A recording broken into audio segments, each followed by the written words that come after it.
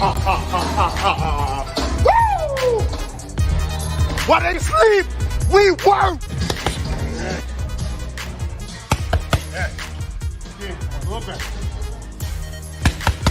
While they sleep, we work. Without commitment, you'll never start. But more importantly, without consistency, you'll never finish. It's not easy, so keep working, keep striving, never give up, fall down 7 times, get up 8. Ease is a greater threat to progress than hardship. Ease is a greater threat to progress than hardship. So keep moving, keep growing, keep learning. See you at work.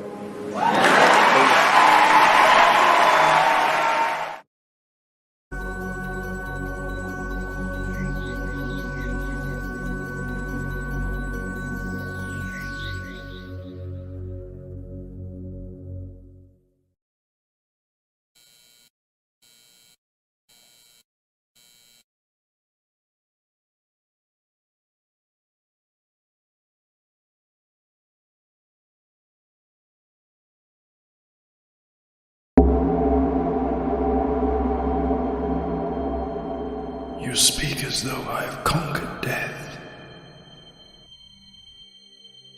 I live death every day.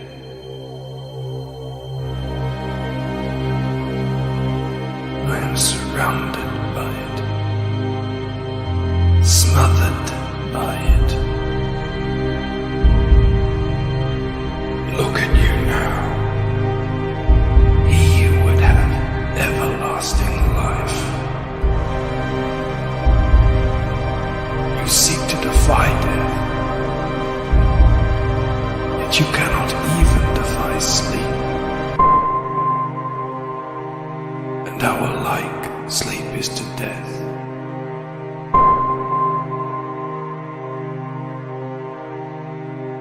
It is a painted death.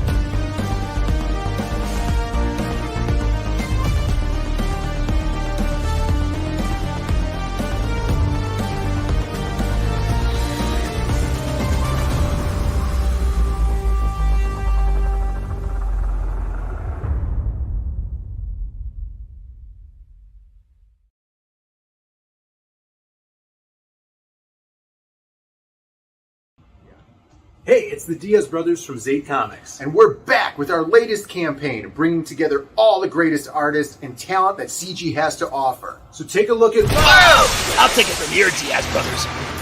What up, people? It's your boy, Mr. CG. Allow me to be your tour guide on the biggest, bounciest beach party book in CG history. CG Vacation!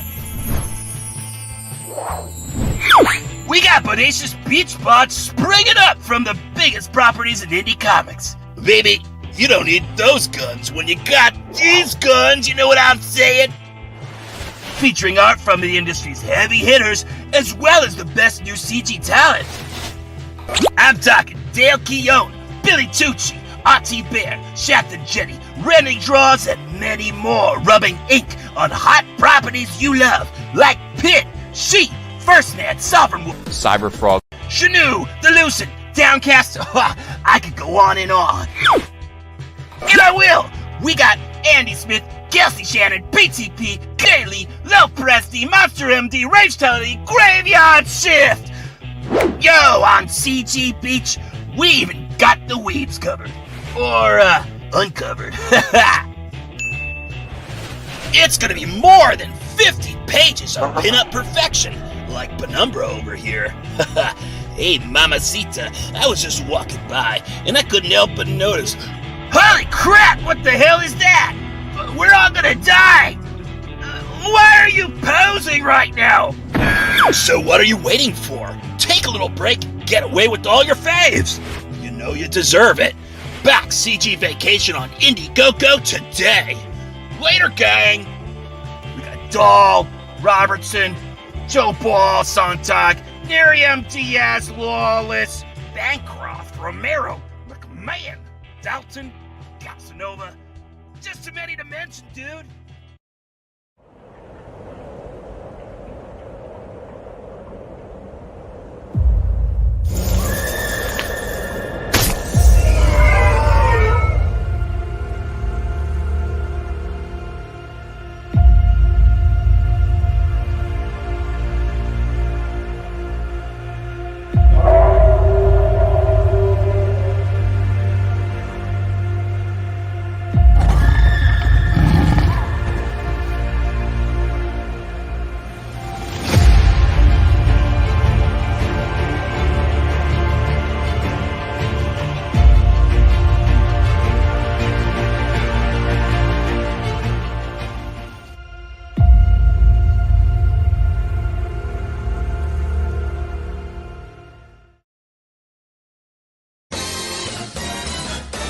Good morning, come on in. Coffee's good, fresh and hot. There's a waffle in the baker on the grill. We're making bacon. You're always welcome back. Charge!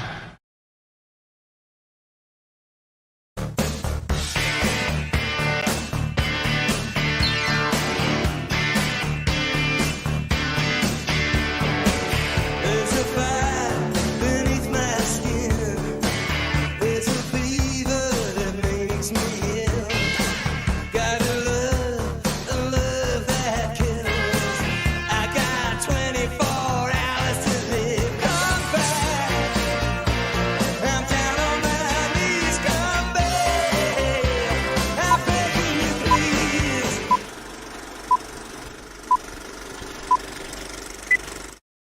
Welcome, everybody, to the Waffle Lodge this fine Friday, September 30th, where I'm at 1:10 a.m. It is great to see you guys. Thank you for being here. My name is Shanth and Jetty. This is Shanth and Jetty Art. It's great to see you guys. And I have to tell you what, I had a very strange experience that I found out from the groomsmen recently, which was I went to go into my StreamYard, and I meant to hit record only so I could go in and upload John Malin's new trailer. And apparently it launched a parallel live stream. Some of you guys were there. Now, the funny thing is it didn't show up in my StreamYard, and it didn't show up anywhere in my history or on my YouTube. So I had to go into my control panel once I knew it was there and destroy it. So sorry for any of you guys who were waiting there. I have no idea what the heck that was about, but I'm here now, and I'm reasonably ambulatory. So let's see what we've got going on here in the chat. We've got John up. Yeah, yep, no denying it. It was certainly me this time. Hey, listen, that's how it goes. What is up, Waylam03? Late night gang, absolutely right. Oh, hey, this stream is actually happening. You know it is. It's crazy, man. Let me see here. John says, Steve Rockwood saying hi to John. Steve Rockwood, it's always great to see you here, my friend. Michael Braincaroff's Lucent. Let's see here. Shots Heart is wild, out of this world. Thank you so much, my friend. Let's see. Truth, Justice, American Way.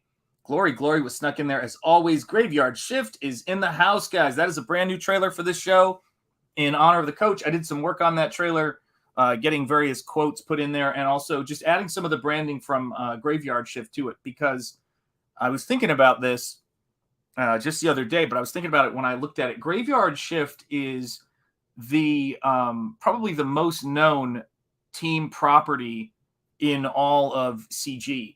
And it's a brand that I think everybody knows. And you've got the t-shirts and you've got the hats, and that logo should be everywhere because it's just a really great logo. So it was fun to do that.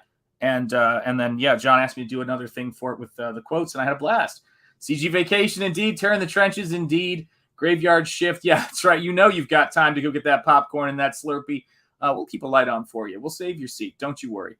Absolutely right. Lots of cool projects here. There we go. Popcorn and Slurpee, indeed. Hello, king of all wrenches, John. Indeed. And, of course, Nosfero, the Crypt Walker, is just rocking and rolling. 474 backers, indeed.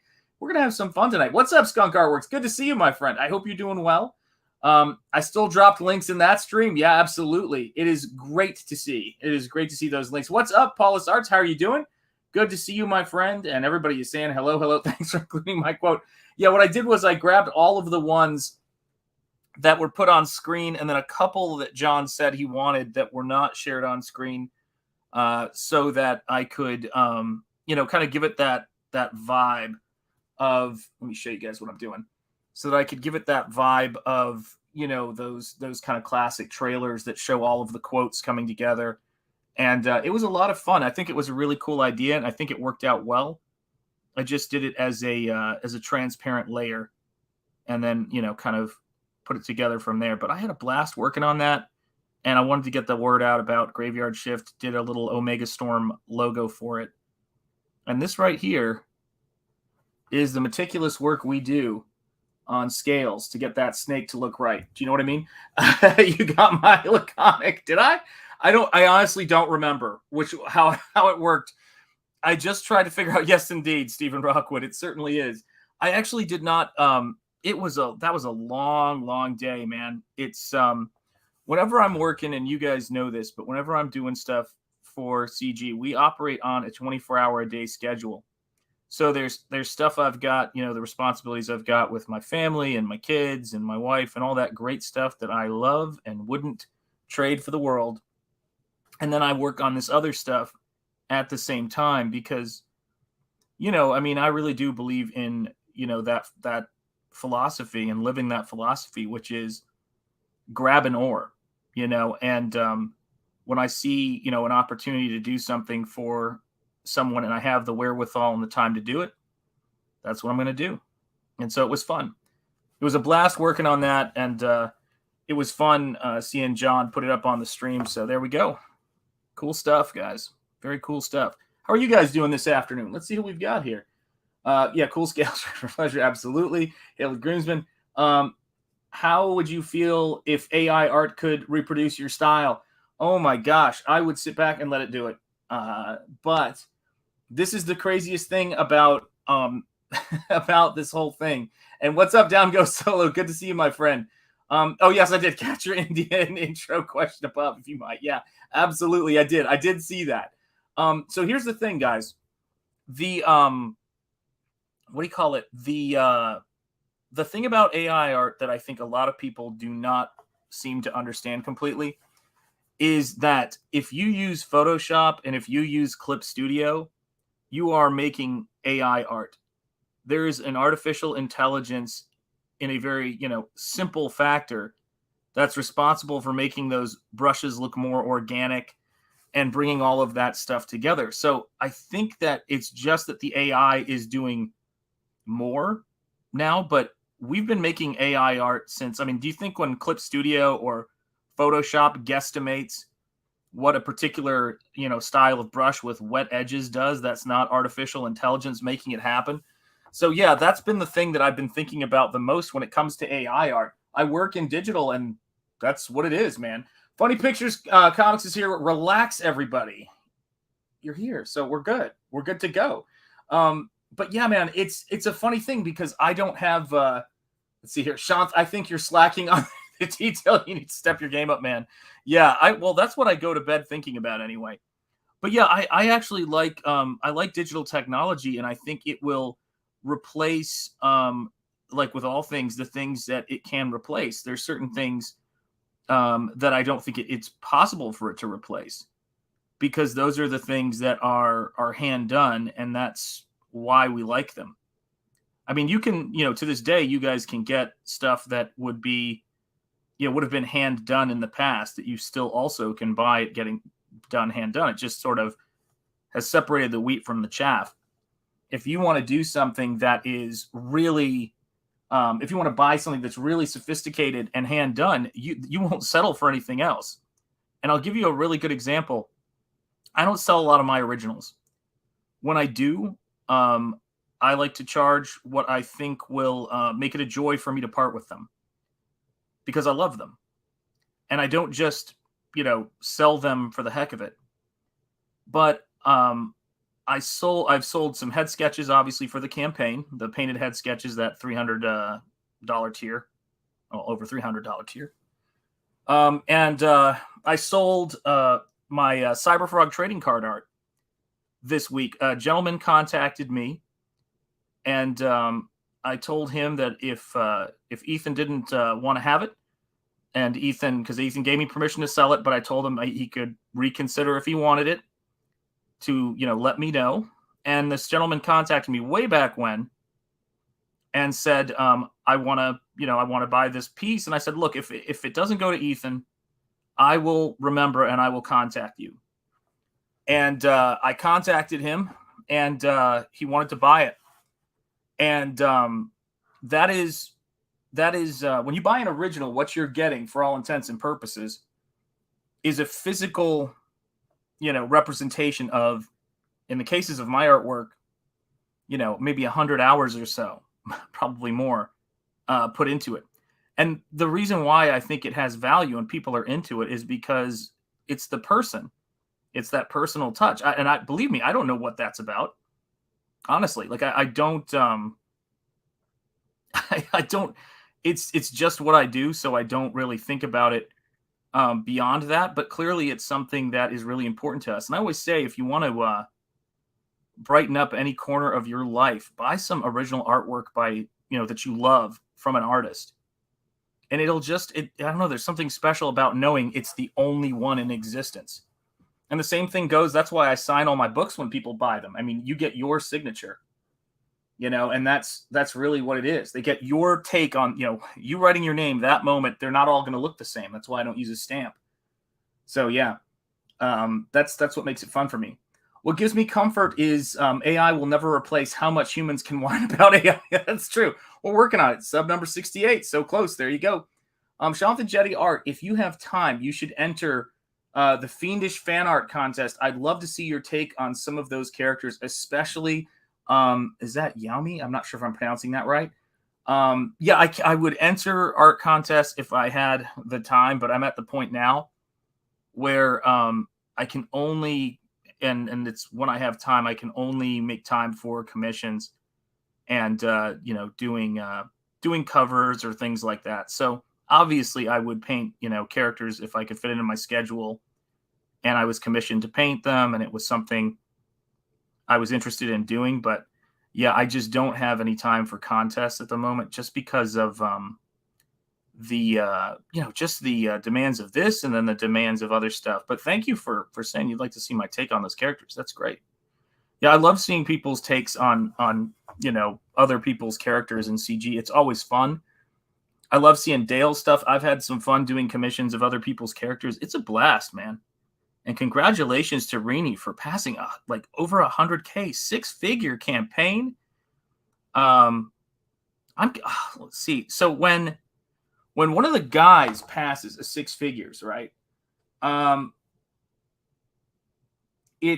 We say six figures young lady. Do we say six figures old man when it's a young lady? We got to figure that out, guys. I feel like there's a discrepancy there in our strategy here. But we'll work on that. We're gonna figure this out. But yeah, man, I even with cash prizes, it's like when I do artwork for a client, I mean, it's or someone commissions me, it's an automatic cash prize, and that's the cool thing about it. So it's like, I mean, and then I think about, it's like, well, you know, if you don't win and you put in all that time into it, and it's, you know, I mean, I guess you could technically sell that artwork, but I find that, you know, that it's just, you know, it's better to just do these things as commissions. Or, and here's the funny part about it, I've also been known to do paintings of people's artwork just for the hell of it, just for fun. And I enjoy that too, but it depends on the time is the major factor. Because there's also an art contest that Eric July is doing for ISOM. And I was looking at that and I was like, man, if I had time, I would love to do something for that too. There's so much cool stuff that I would love to see. I can't even tell you. AI won a contest recently and then was banned. Yeah, when Skynet rises up, it's over. Let's see here. Congratulations. Yeah, indeed. She doubled her first campaign in something like 2 weeks. That's how it goes. Signo gets 6 figures, old lady. I feel like it's got to be a switch too, like old man. I think we could do that. Let's make that happen. We go back to 6 figures pitch. Yeah, that's right. And then James Lee's the Steins webpage. Yeah, guys, go check it out. But no, it's really cool. And I just was texting with Andy Smith earlier today, and I'm talking to him about coming on my show to promote his book probably early in the evening on next Thursday, I think is when he said he's available. And so that should be fun. We'll see, you know, if, you know, everything works out. He's going to talk to the writer, of course, and his co-creator about that. But yeah, I'd love to have Andy on the show and talk about all this fun stuff because I'm excited about it. Yeah, smash the like, everybody. Let's do it. Mighty Geek Studios, it's great to see you. Yeah, I could have a fan art contest, but guys, if I spin one more plate, I'm gonna fall over. You know, it's how it is, man. I've been just working like crazy. Actually, I was on Anna's stream painting earlier today, which was really nice. It's nice to sort of just paint with people, you know, actual humans. It can be a fun thing, you know. Painting here as well is fun, but it's funny to paint while someone else is painting. She was doing one of her eyes. I think she's on number 74. I'm not positive, though. And I think it was 74. And, yeah, had a really great time. She was a gracious host. And as she worked on her stuff. Very cool. I got to do a little bit of work on this page as well.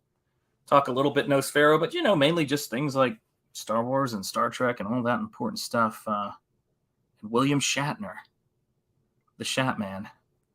That sounds terrible. Let's see what we've got here. Do you get a lot of variant work? Let's see. I've done two. Oh God, how many pinups have I done? I've got one single page in Visions, one double page spread in Visions.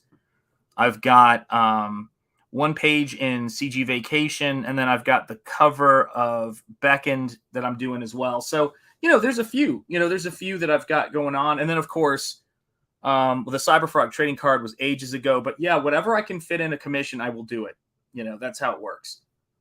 Hello, Sean. If your artwork. Oh, thank you so much, Ricky Barrett. I appreciate it. Wish I had any artist skills. I just got them. Hey, listen, that is a skill I really admire. I don't know if I've ever mentioned this before while you've been in the chat, but I started learning violin about a year and a half ago, and I play it whenever I want to break to think because it's really good if you've got arthritis or some kind of problem in your for me anyway, I'm right-handed. So I get to my left arm is an arthritic disaster area. And it's really good for me to give my left arm a little bit of work because I don't know if you guys can see this, but it's incredibly crooked. And so I have a lot of trouble with it. And playing the violin is just a really great way to give it exercise and build it up. So it's been good for me. You know, it's been really good for me to kind of rebuild it up because, you know, when you have damage like that on an arm, like, you know, when you're a kid, it's like you have that. Actually, I mean, I've had it my entire, almost my entire life. And so it takes its toll, and you got to put some work on it. The arthritis can get to be terrible if you don't build it up. So I love music. I love the violin. So it was a perfect fit for me. And it's been really fun to learn how to play. Why not November? What the hell? Let's see here. What page number are you painting right now? Number? Oh God, don't ask me that. Because I'm painting them. I'm not painting them. Well, actually, I'm painting them a little out of sequence, so I couldn't tell you. But this is, let me see, which page is this? This is 1, 2, 3. This is 3 pages from, oh my God, I can't do it. I can't give you guys the number. So I was about to say this is the first of the last 3 pages before the next scene, but there's 2 one-page scenes between this and the finale when all hell breaks loose. So, yeah, this is just towards the end. This is probably in the last 15 pages, but I couldn't tell you exactly where it falls offhand because I don't number these boards or anything like that because I always want to leave room if I want to add a page in. And sometimes I think about that, like, oh, should I add a page in here just to do something, cool? But right now the writing is coming together pretty well, so it's not a problem. Let's see who else we've got here. What's up, Dean? How you doing, brother? I hope you're doing well. Good day to you, my friend. But yeah, I've got about 9 more pages to do on this. I play pretty much any brass instrument. Very cool. But I've played trumpet since I was a kid. Oh my gosh, that's awesome. Yeah, I'm a massive Louis Armstrong fan. I've got a couple Louis Armstrong records over there. And yeah, wonderful. Love that instrument so much. Yeah, everybody's saying hello. Yeah, thank you so much. I appreciate that, Funny Pictures Comics. Yeah, I want to deliver. Yeah, it's page number pi, but it's the PIE pi, not the pi you're thinking about. At least it's not 3 sheets to the wind. Well, from your lips to God's ears. No struggle with the violin. It seems, let's see, no struggle with the violin. It seems like such a small instrument. No, actually. It took me a while at first, but I had a good teacher who kind of, and I hope to go back and take lessons with him when things slow down on Nosfero, who kicked my ass. I love him. He's a guy named Jeremy, and we did this all remote because, I didn't have time to drive out there and he's further away and all of the craziness. So I started taking remote lessons with him. And I remember this is a great sign of a teacher. I said to him, I go, hey, he says, you're holding your arm wrong. And I said, you know what I think it is? I think it's that because it's crooked like this, that I think the problem I'm having is because my arm is crooked. And I think that might be affecting the fact that I'm holding it this way. And he looked at me and he said through the lens and he goes, yeah, but if that was true, you wouldn't have been able to just do it right then when you were showing me what you couldn't do. You're just doing it wrong. Try it again.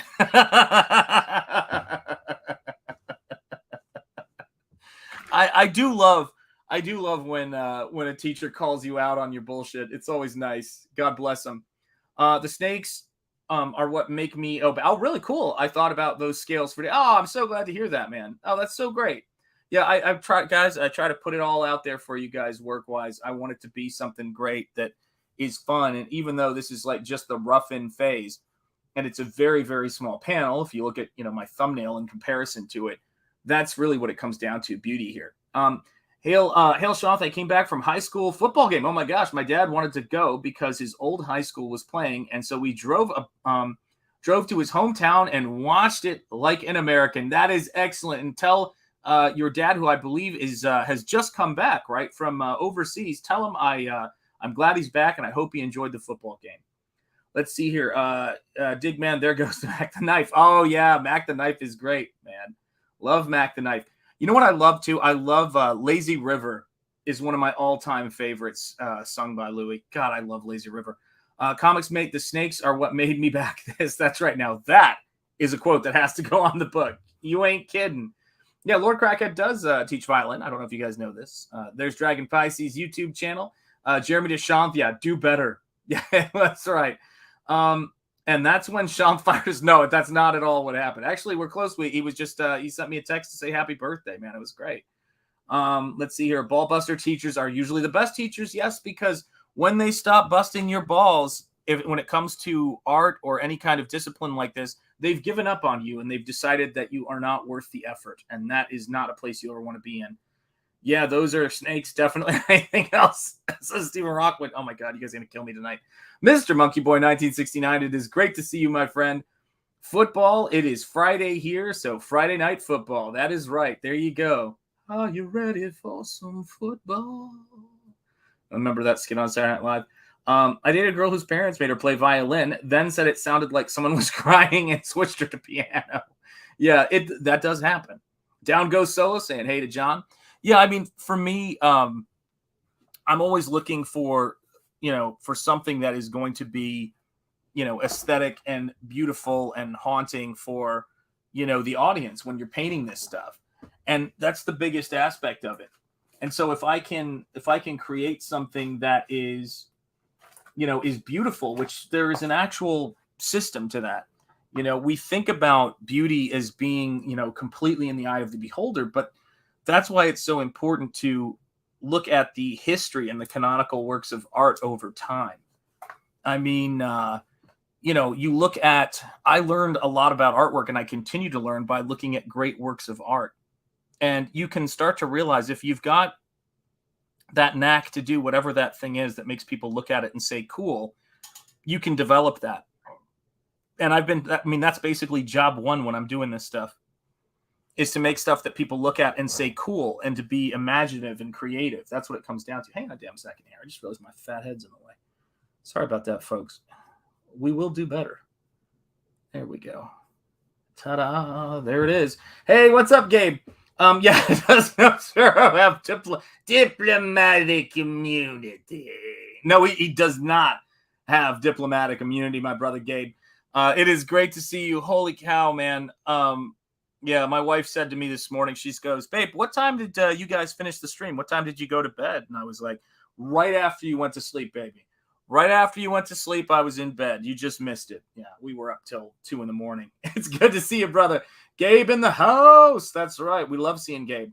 Okay, good night, Sean. Get yourself 26 more backers tonight. Stephen Rockwood, challenge accepted. We'll make it happen. Good evening, Jay Lee, my fellow brother in vampirism, werewolves, and all that great stuff. It is great to see you, my friend. Have you seen Alex Ross's new Fantastic Four book? The art is amazing. Don't doubt it. Alex Ross is good. That is for sure.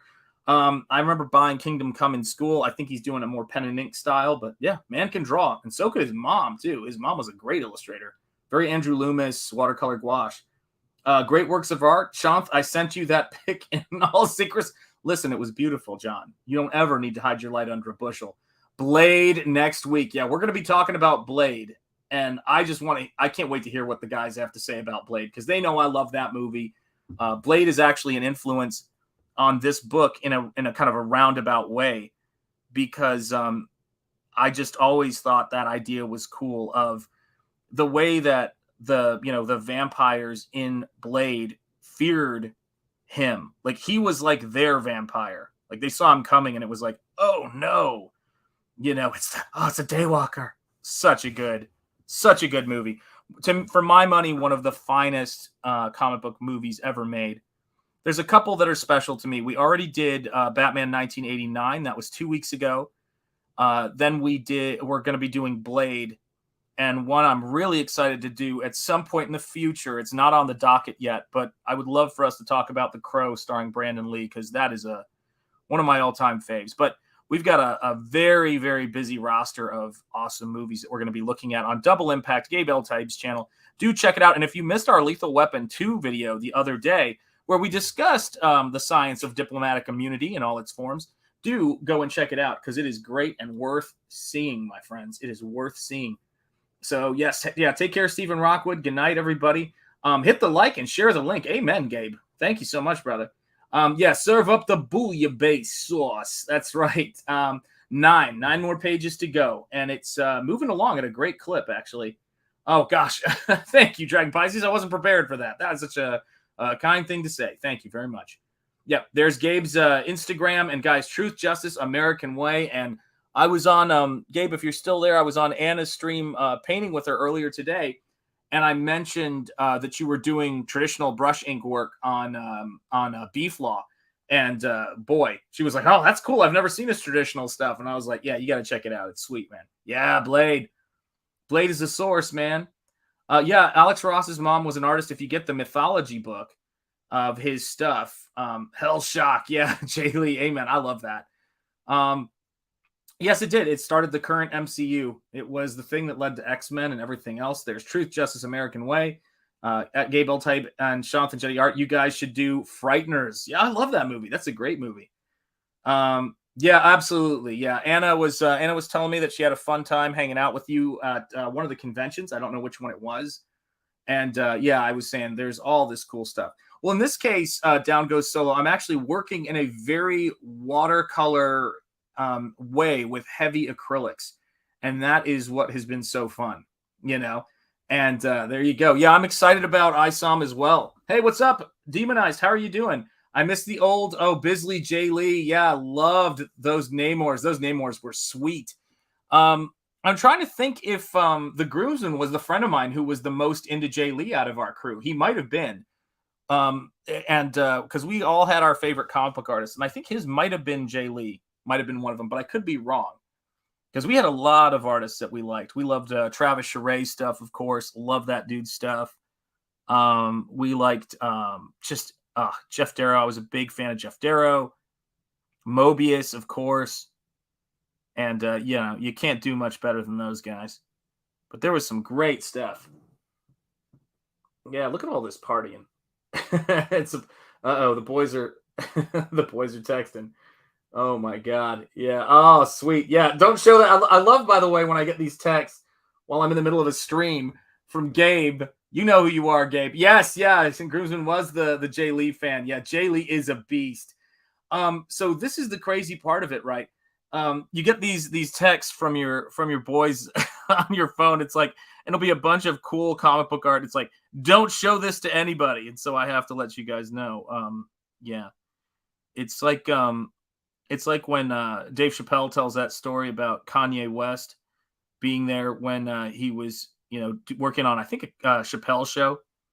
And some friend of his called him and said, hey, man, what's up? And he's like, I can't talk right now. I'm hanging out in the editing bay with Dave Chappelle, seeing hilarious skits that no one's ever seen before.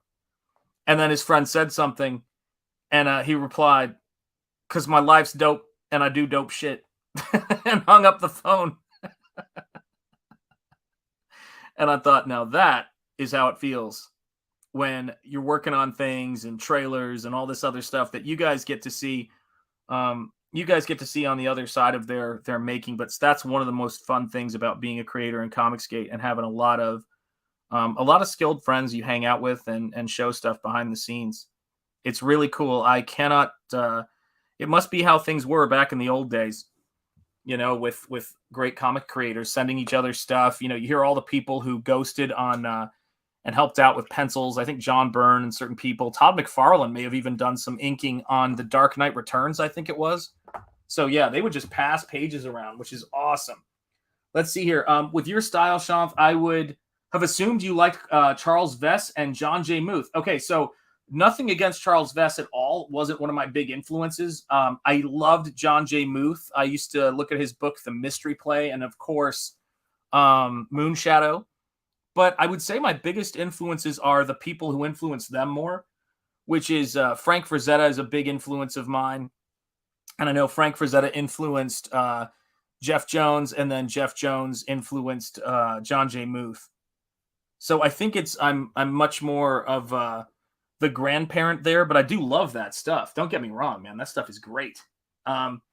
Never Just Pencils and Inks seems like it would be so much quicker. To me, it's not, but I do love it. I do love it. I want to try acrylics. Watercolor is kind of fun. Gouache is difficult for me. Are acrylics more forgiving to work with? It depends on how you use them. And so, yeah, that's a big conversation, but we can have it. Oh, yeah, there you go. Blade, Double Team, The Crow, Apocalypto, Terminator 2, Alien, Kickboxer, Lionheart, lots more coming. Amen, Gabe.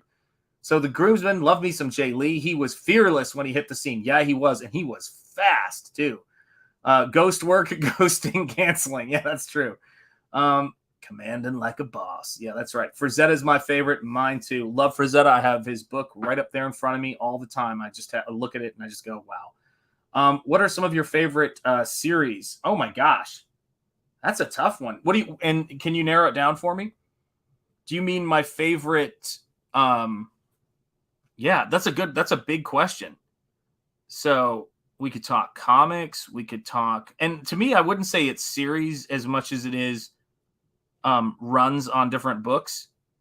But yeah, let me know specifically what you mean in terms of if you mean active series right now. I mean, I'm mostly interested in the stuff that CG is doing, and so and that's kind of those books are really not the point where I feel like there's a giant series body of work right now.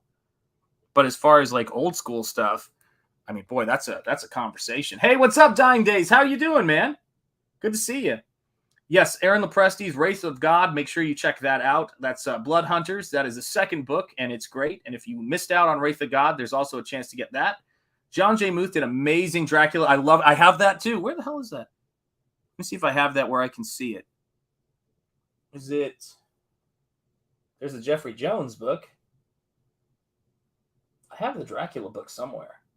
Yeah, I think it's either in that stack of books over there or it's across the way. But I do have that book, and I do love it. It's a great book. Let me see here. Yeah, hail to you, Dying Days. It's great to see you, my friend. Let's see here. Hello, hello. Which artist would be your dream color painting job? Oh, I don't know. That's tough to say, man. I love every artist, that I see doing their own stuff. I don't know if I've ever thought of somebody I would like to paint. There's people I think it'd be fun to paint. I'd love to do, I would love to do something with an artist where I had some room to do something creative, but I haven't figured out, like Narwhal could be interesting to do, like if he did a layout or something like that. That could be kind of fun, but I don't know. Like right now, it's just all this. Oh, just a couple of comic or mangas that have inspired you with your work. Gosh, let me think. Let's see if I can crack my neck here first. It's not there yet. So I would have to say the biggest influences on my work are Todd McFarlane's run on The Incredible Hulk, his run on Amazing Spider-Man, his run on Spider-Man, and his run on Spawn. So Todd McFarlane's a huge influence on me. After Todd, big time, Dave Stevens, The Rocketeer. Let's see. I love Dave Stevens, The Rocketeer, one of my biggest influences in the world. I love Bernie Wrightson stuff. That stuff is great. I love his Frankenstein book in particular. Mobius. I love Mobius's Arzak work for sure. His heavy metal stuff. Of course, Dark Knight Returns by Frank Miller. I loved that book. I have it over there. Manga-wise, I love Ghost in the Shell, and I love Berserk. I enjoyed both of those books. And let me think what else there is. Yeah, tons of stuff. I love Basil Gogos. Yeah, love Basil Gogos' stuff. He's so great, man. Absolutely great. Yeah, Down Goes, it's called Waffle Lodge of Horror. That's right. Down Goes Solo, it's called Waffle Lodge of Horror. Oh, I got you. So your response, Sony. Meet Mega Computer. Imagine a 20-foot tall computer with the voice of Charles Nelson Riley. Back issue 1. There you go, guys. Check it out. Let me see here. What am I missing here? I just learned I'm going to be out of hot water all weekend, and my wallet's going to take a beating, but I'm all the better for catching you, mate. Oh, excellent. I'm glad to hear you catch me, man. That's good. Let me see here. No problem. There you go. Rocketeer was so damn stylish. Love it. That book changed my life. Yes, Michael T. Gilbert's Mr. Monster is another favorite of mine. Yeah, they just released an action figure for that, and I love Dave Stevens' cover for it, obviously, because I'm a massive Dave Stevens fan. His brushwork on that was beautiful. Oh, geez. Yeah, Dying Days of YouTube. That's a rough one. Wish I had some good advice for you. Oh, geez. Let me see here. You just learned you're going to be out of hot water all weekend. My wallet's going to take a beating, but I'm all the better for catching you, man. Oh, excellent. There you go. Heavens to Betsy, man. That is a lot. Yeah, it's great. I'm glad you're here, though. Absolutely. But yeah, I mean, there's so much great stuff that influenced me. And when I forget to mention stuff, sometimes it's because I got to just look around and see what I have around me. But my interest in different art styles has shifted, but it always informs my stuff. Oh gosh, Jeff Darrow. I loved Shaolin Cowboy, and I loved Big Guy and Rusty the Boy Robot. I know I mentioned that a little bit, but yeah, I really loved the first Shaolin Cowboy series he did, which I think they just released through Dark Horse as a decent hardcover. And it's a great book, man. it's got this giant like turtle-like creature with with a city on its back. I mean, it's just a visual tour de force, man. It's beautiful. Oh, God.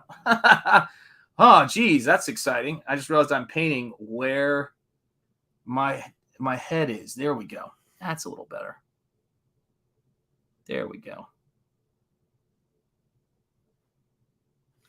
There we are. Just keep working this stuff around. And then I'm going to get that glare going here. There we are. Let's see if we can make that happen. Now it's going to start to look a little bit more dimensional. Yeah, I mean, I want people when they're reading this book, and more importantly, rereading this book, because I hope that the artwork is, such, and I have every reason to believe it will be, but that you just want to keep flipping through it so that you can go back to certain panels and just look at them for the beauty of the art. And that really is the plan for this book. I mean, that's what we're doing. Hardboiled is my favorite Darrow work too. All of his Matrix concept art, very true. It's been chatting with a few creators in the past. Creators in the path of the hurricane, so I can't really complain. Word, yeah, guys, anybody in Florida, take care of yourselves. I know it's going to be a crazy recovery, and I know there was a big surge. Yeah, Billy Tucci's Rocketeer is perfect. Yeah, I love Billy Tucci's Rocketeer drawing. Just saw it. You guys going to do old Kung Fu flick reviews? I'm game for that. Love Kung Fu. Let's see here. Your wallet can take it. There you go. Agrees with my invisibility powers are increasing. There you go. Yeah, guys. Lots of cool stuff. Here's hoping. Yeah, absolutely. Yeah, Jeff Darrow. Jeff Darrow is sort of the. I always refer to him as the heir to Ling Claire after Hergé, the creator of Tintin. He's got that clean line school down. Gotta love a little bit of caffeine every now and again, or a lot of caffeine. Just depends on how you roll. I just made myself, before we started the stream, some ramen noodles, and then I threw some bacon in there. So I'm living La Vida Loca.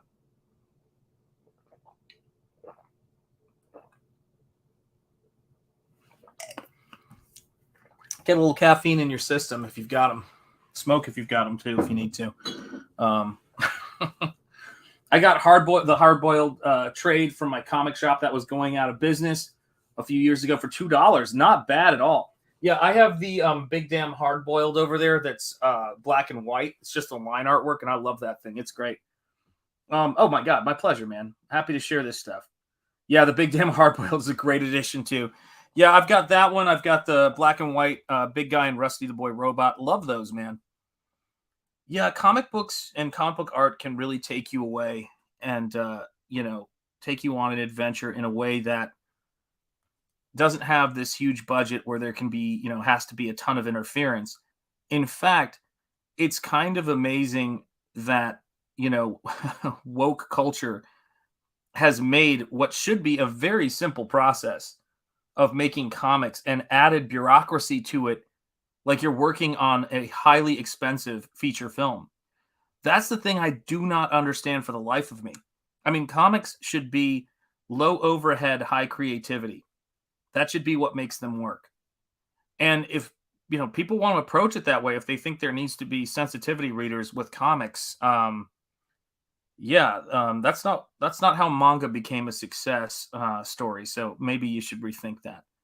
But fortunately here, with you guys' backing and your support, we're able to do this. And for as long as we're able to, and as long as you guys are able to back us, that's what we got to focus our attention on.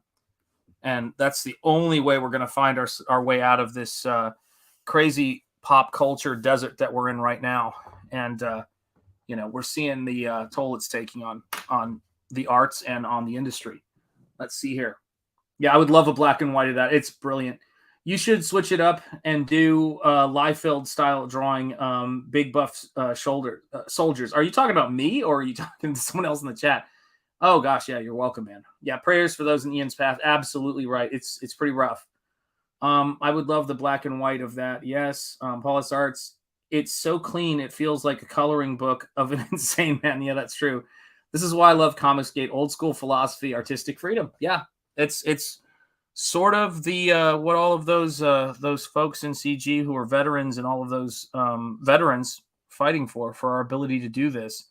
The least we could do is stand up to people who are trying to take it away, and not just from yourself, but from others. That's the whole thing about it. I think that, the lessons I was taught when I was in school, some of the very same people who talked a really big game, even just a couple of years ago, sure did, tuck their tail between their legs and run when it became unfashionable, to support people who have unpopular or opinions that are unpopular in a particular sphere. And particularly when you look at education, I think it's an embarrassment to the profession to see people who are so dedicated to shutting down conversation by students or by anybody. And they should be ashamed of themselves, man. It's like, what are you doing?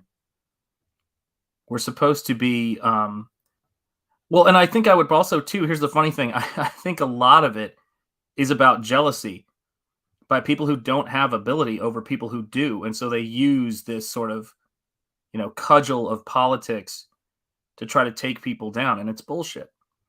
And, you've seen it everywhere. You've seen it with so many people who've experienced this. And I've watched a whole generation gleefully, because I remember when they were college students, gleefully destroy people that were their heroes when they were in college. And I have to say, I find it really disturbing.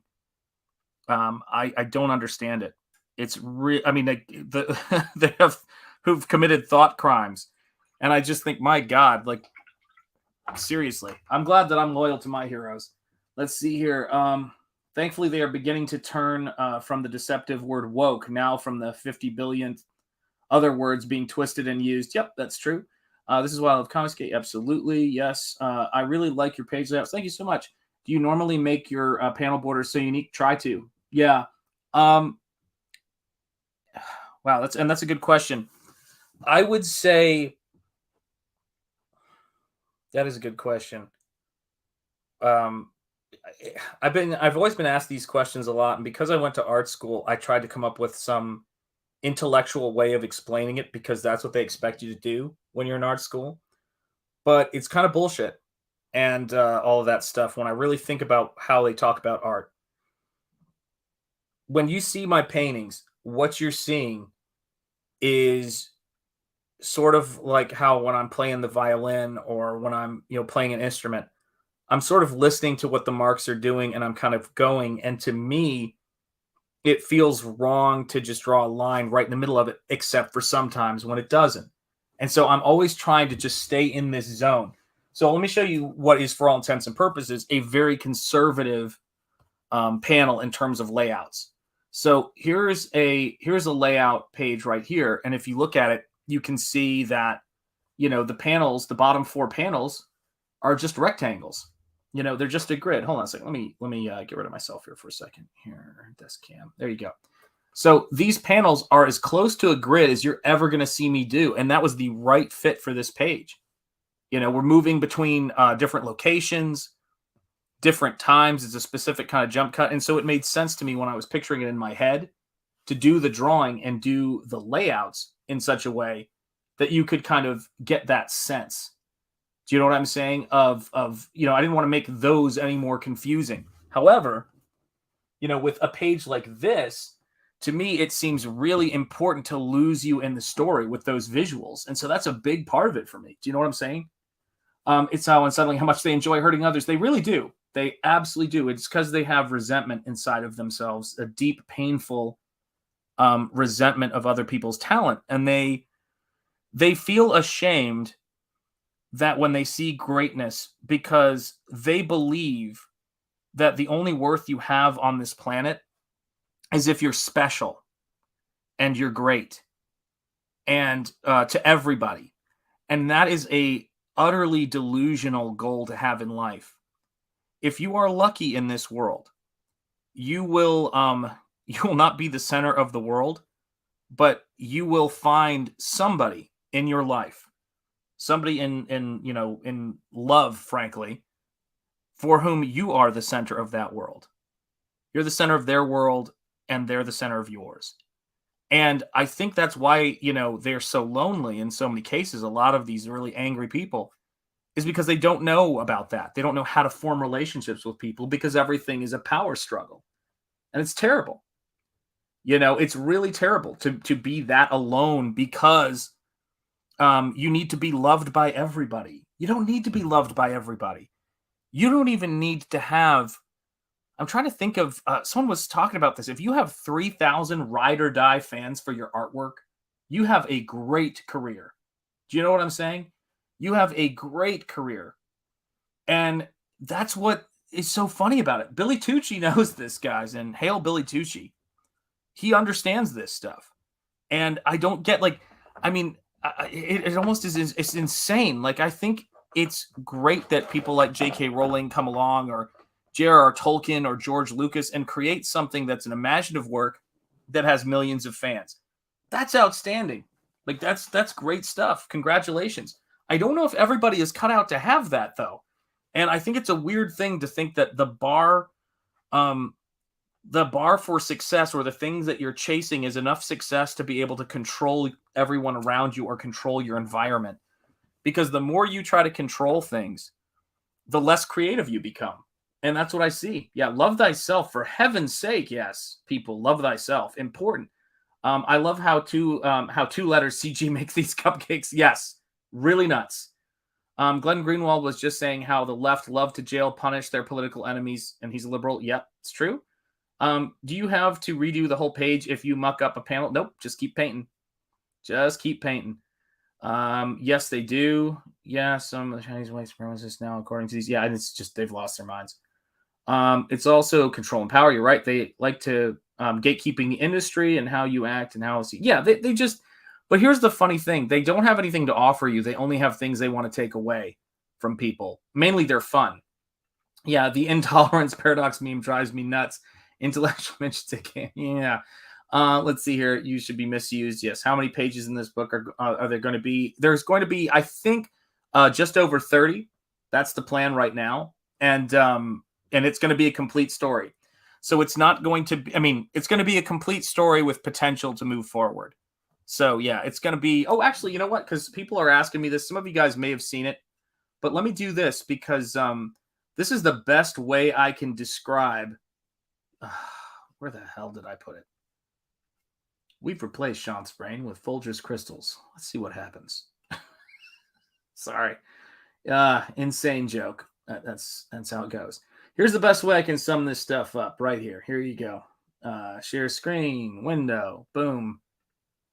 For those of you guys who have missed it, this is where I'm at right now. And that's not even all the pages I've done. So this right here is a look at what my life is in a nutshell when I'm working on this stuff.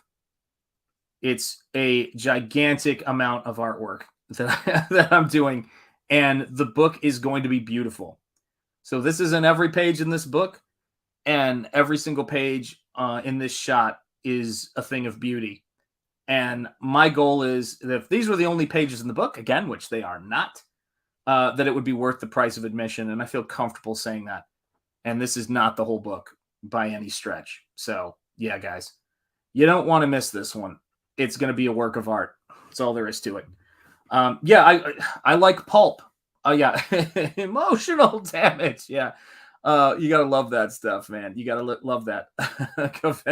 Yeah. Yeah. Coffee brain. There you go. I'm a big fan of one-shot arcs. Yeah, I love Pulp, which is to say low page count, low being relative, not mega page count, and then high on plot. A lot of plot happening, and there's a ton of plot in this book. Yes, Muka. Muka is one of my biggest influence. There you go. Love Muka's stuff. Oh, thank you so much, Down Go Solo. That werewolf is sweet, like a combination of Rick Baker meets Rob Bottin. Yeah, I love Rob Bottin and Rick Baker. They're my heroes. For those of you guys who are new to the show, if you're new to the show, drop a 1 in the chat. If this is one of your first streams or first couple streams, do drop a 1 in the chat. I don't think I can grab. Yeah, I can't grab the. Oh, I've got the heads here because I had one that broke, so I got a second one. But these are the heads to the NECA American Werewolf, and I use this for reference. Love this figure. NECA crushed. Oh, good to see you guys. Demonized and Down Goes Solo. Glad to have you here. Yeah, Waylam's like, I've been here forever, man. But if you look at this stuff, that's a big influence. And then I have over here something I got from Shout Factory. They were released a Blu-ray of The Howling, and they produced a miniature version of the PCS collectibles Howling Werewolf. And I have that on my desk for reference. How great is that as a very affordable statue? Take a look at this. I mean, come on, people. Look at that face. Isn't that face great? I don't know if you guys can see it. I don't know if it's focusing. But isn't that face great? I mean, holy cow. I love that stuff. Is the groomsman being a troublemaker? I knew he would be. What are you going to do? What are you going to do? But yeah, Eddie Quist. Yeah, see, you know your movies.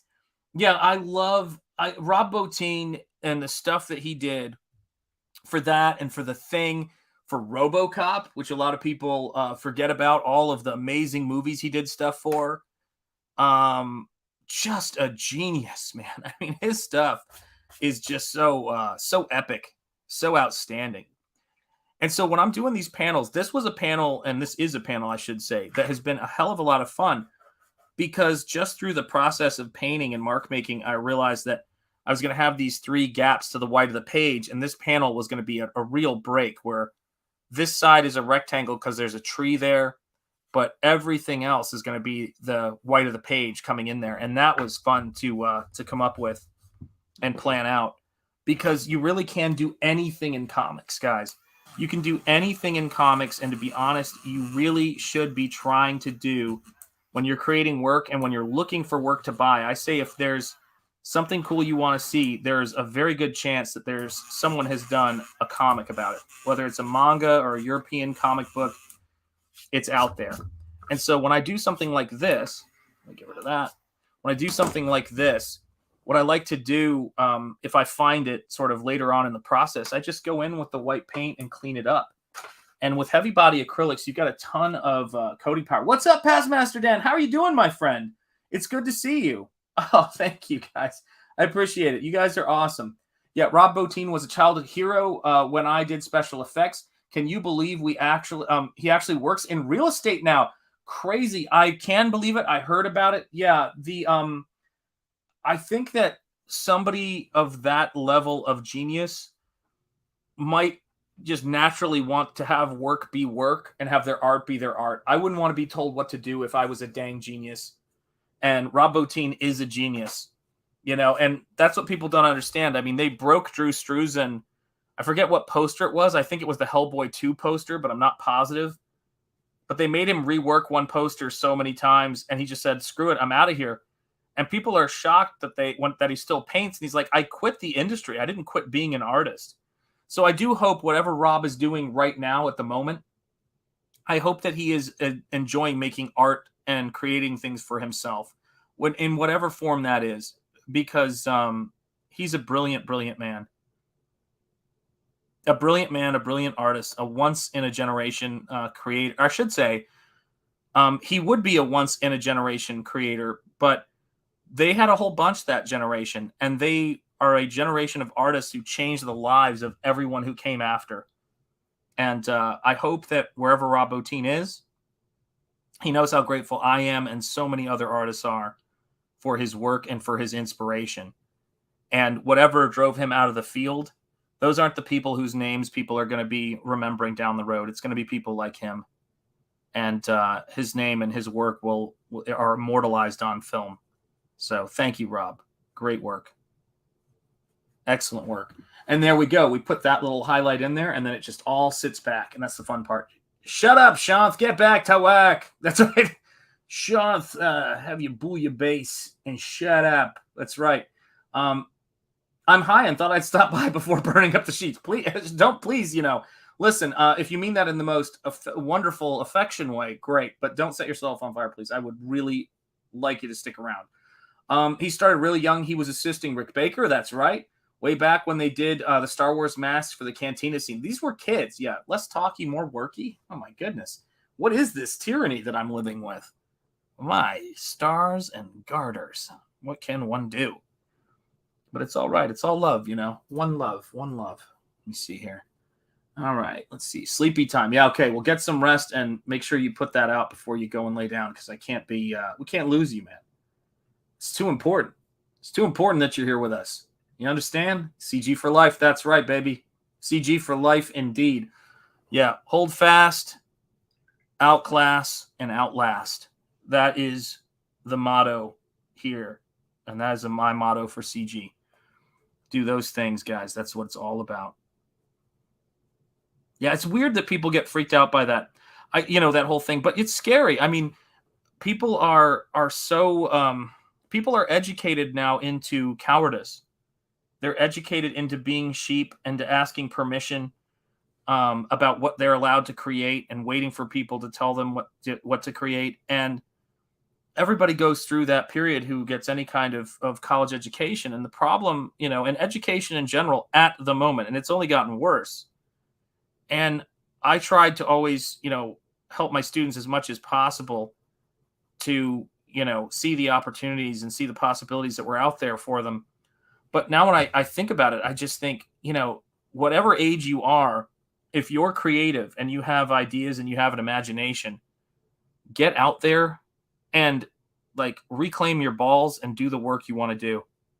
That's the best bit of advice I can give anybody. Just stop waiting for permission and stop being managed by the bureaucracy of freaking people telling you what you are and aren't allowed to think. And it is a really dark thing. Every single person I know who has learned how art should be made and be allowed to make, or what art you should be allowed to make, has, whether they know it or not, an incredible amount of self-censorship of stuff they know they can't paint or draw, and it is freaking barking. Yeah, rest up, Dan. Absolutely. It's because you said you'd rather not have a boss shop. Yeah, that's absolutely right. Oh, that happens. Let's see here. My family pushed me out of art. If there are any young people on here that don't let that happen to you, keep creating, making that base sauce. Absolutely right. Yeah, it's very true. Yes, indeed. Voodoo Gods and Magic by Frog G. Right on. Those with learned helplessness, I pray, become aware. I wonder how to help those who are coming out of it. Oh, it's great. There's so many things. Gabe, my brother Gabe Al-Taib talks about this all the time, that there's this really great book that more people should read who are men in particular. And it's a book called No More Mr. Nice Guy. And he was telling me about it. And it's a brilliant, brilliant book. And it's a book about how, young men in particular have been sort of educated to try to succeed and to behave in a way that is, essentially trying to be women. And they are not good at it. And they are miserable as a result. And they are passive aggressive and all of these other horrific, qualities over time. And it's really amazing. It's basically, it exposes the idea that what these folks are being are nice guys at all, because everything that they do and they're forced to do, and everybody has this experience, but everything, who has been through this particular thing, everything they do is a lie of masking who they actually are, but they think of themselves as honest and, good and decent and all that stuff about certain things. And men have to be men, and men have to, do things that are important and take a stand. And you see so many young guys in the workforce and in the industry who spend no time with guys being guys. The majority of the people they're around. And it's weird because it's almost like they're conditioned to try to not have men around them. It's really weird. And I know that was true in academia. So let me see what we've got here. There's a question. Oh, Sean, what is your favorite Universal monster movie? Oh, dang.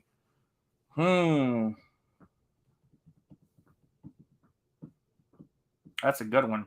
I have to say sentimental favorite is, oh, nope, can't say that. Shit. There's too many good ones. Dang. Boy, that's a tough question. I'm going to say The Wolfman. The Wolfman's my favorite. That's where we're going. I'm working on getting Dr. Glover on as a guest. Gabe, do it. Do it. He's the author of that book.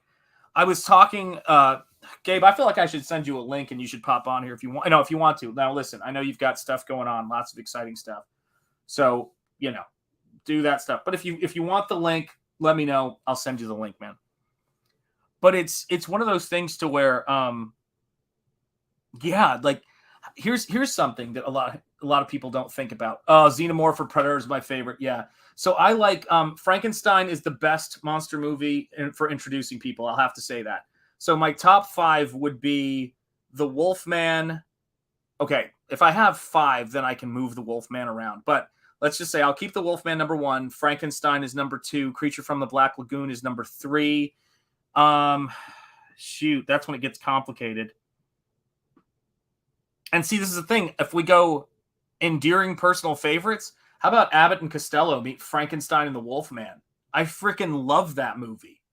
I do love the original Mummy movie, but I'll also say I like The Mummy's Ghost. I love that one. That's a great one. So yeah, I mean, geez, so many demonized, so many. I love that stuff. Beware when someone says it's for your safety. Amen. Yeah. Xenomorph or Predator are my favorites. Love those as well. Paulus Art's YouTube channel. Check it out. Sad thing about Predator is he never wins. Yeah, I know. What's up? Sean, flip it. Send the link and Gabe can decide. Coach taught me that. Oh, yeah. You're right. That's a good plan. I'll send him the link and he can come in here. Yes, guys, check out John Malin and his campaign here. Graveyard Shift, Omega Storm. I had a fun time doing that trailer. I just love that that people who talk about, just how old culture is and where it comes from. The werewolf, the silver killing a werewolf, that's all American made by a Jewish American writer, the writer of The Wolfman. And he also wrote even a man who's pure in heart and says his prayer by night may become a wolf when the wolfbane blooms and the autumn moon is bright. And it sounds like something that is ancient from a long time ago, when in reality, it's just a completely made up and beautiful bit of fiction. And guys, that is what I want us to be doing here in Comicsgate, is creating beautiful fiction for people. There is a world to this that is tied to Lovecraftian lore, tied to the universal monsters. It's tied to all that stuff we love. And you guys are going to love this book.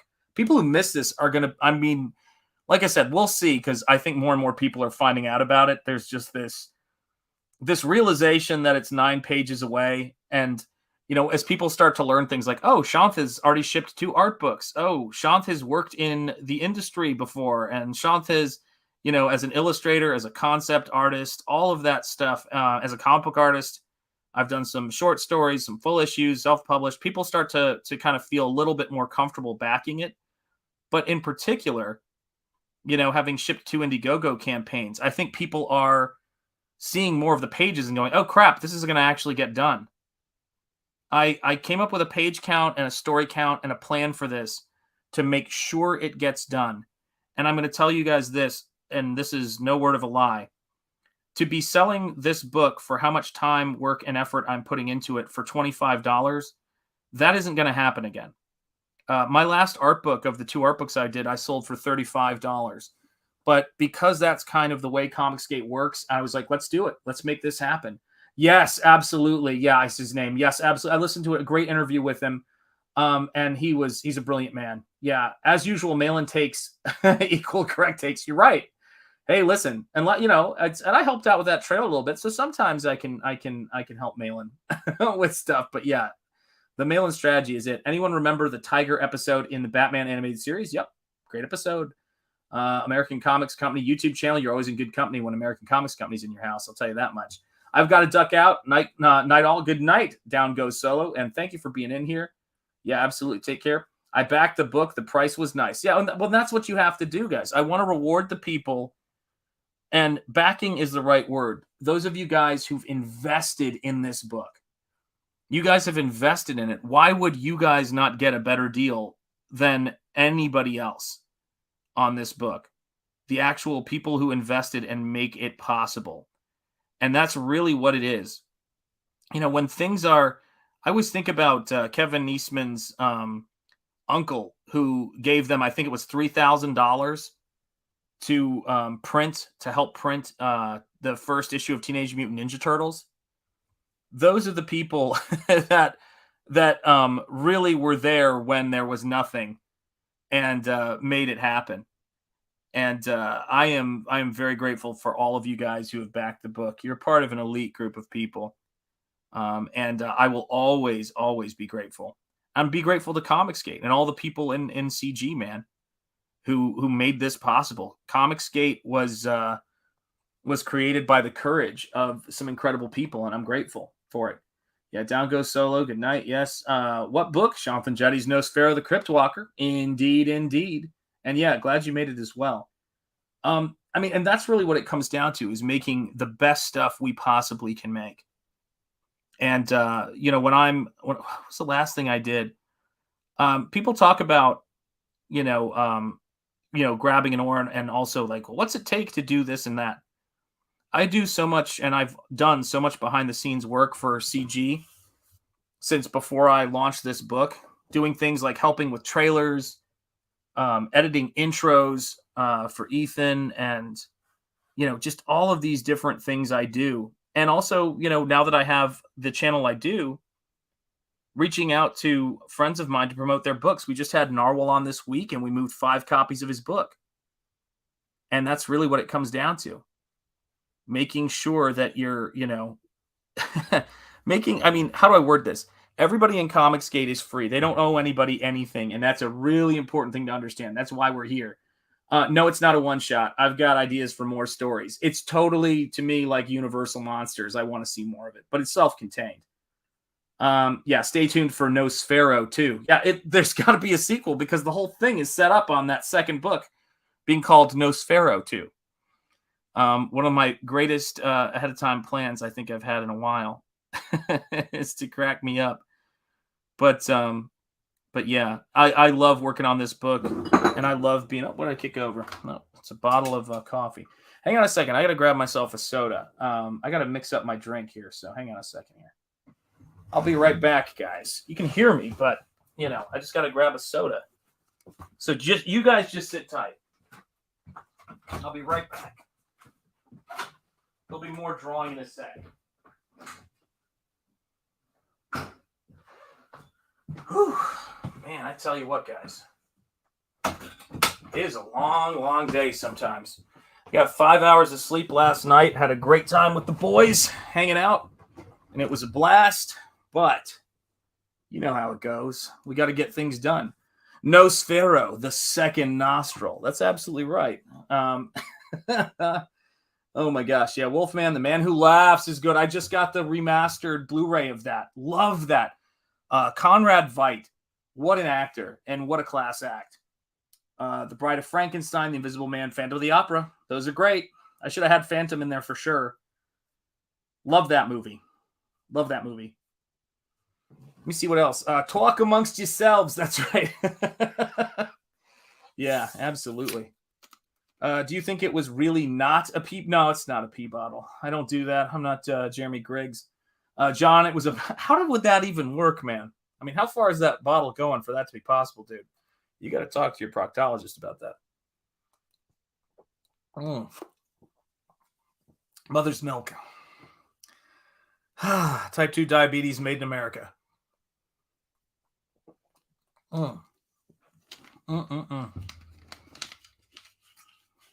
Delicious. All right. Yeah, ask Dale. Oh, man, yeah. By the way, that Dale intro I did of the sleeping with the sound of silence is one of my finest. That made me laugh. And to see Dale's reaction to it, one of the all-time best. Oh, man. And, I got to tell you, it's a small thing, but it's something that matters. Is that when Dale saw that intro, he came on, he was so happy with it. He's like, I love you, Ethan. And Ethan was like, I love you too, Dale. And it was great. It was fantastic. And, but he goes, that intro was made by Jonathan Jett. He lets people know. You can learn a lot about people by how they give credit to other people's work. And John Malin gives people credit for their work. Ethan gives people credit for the stuff that they do. It's not about being obsessed with seeking credit, by the way, just to be clear. But because you can't just be like, oh, when's this person going to say don't be that. Don't be one of those people. But you do notice after a while when people, that I learned this in my academic career, when people don't give you credit for the things that you do, and just talk about the things that happen as if they materialized out of thin air. And that's something that I am grateful to be actively removing from my life in any way that I possibly can, because I know what I do already. I don't expect people to, just feel like they have to say God every single time. But I do think, I do notice when I work for somebody, for 18 years in that case, and it's like, people are just like, gosh, look at this amazing, amazing fortune we have. We have so many students wanting to come here. And it's like, yeah, it's because I was doing open houses and promoting things every, time I could. And you got to make sure that people understand that stuff. And that's what we have here. It's all fun and games until you knock. Jeez, Grimsman. Grimsman, you're on a kick, man. Come on now.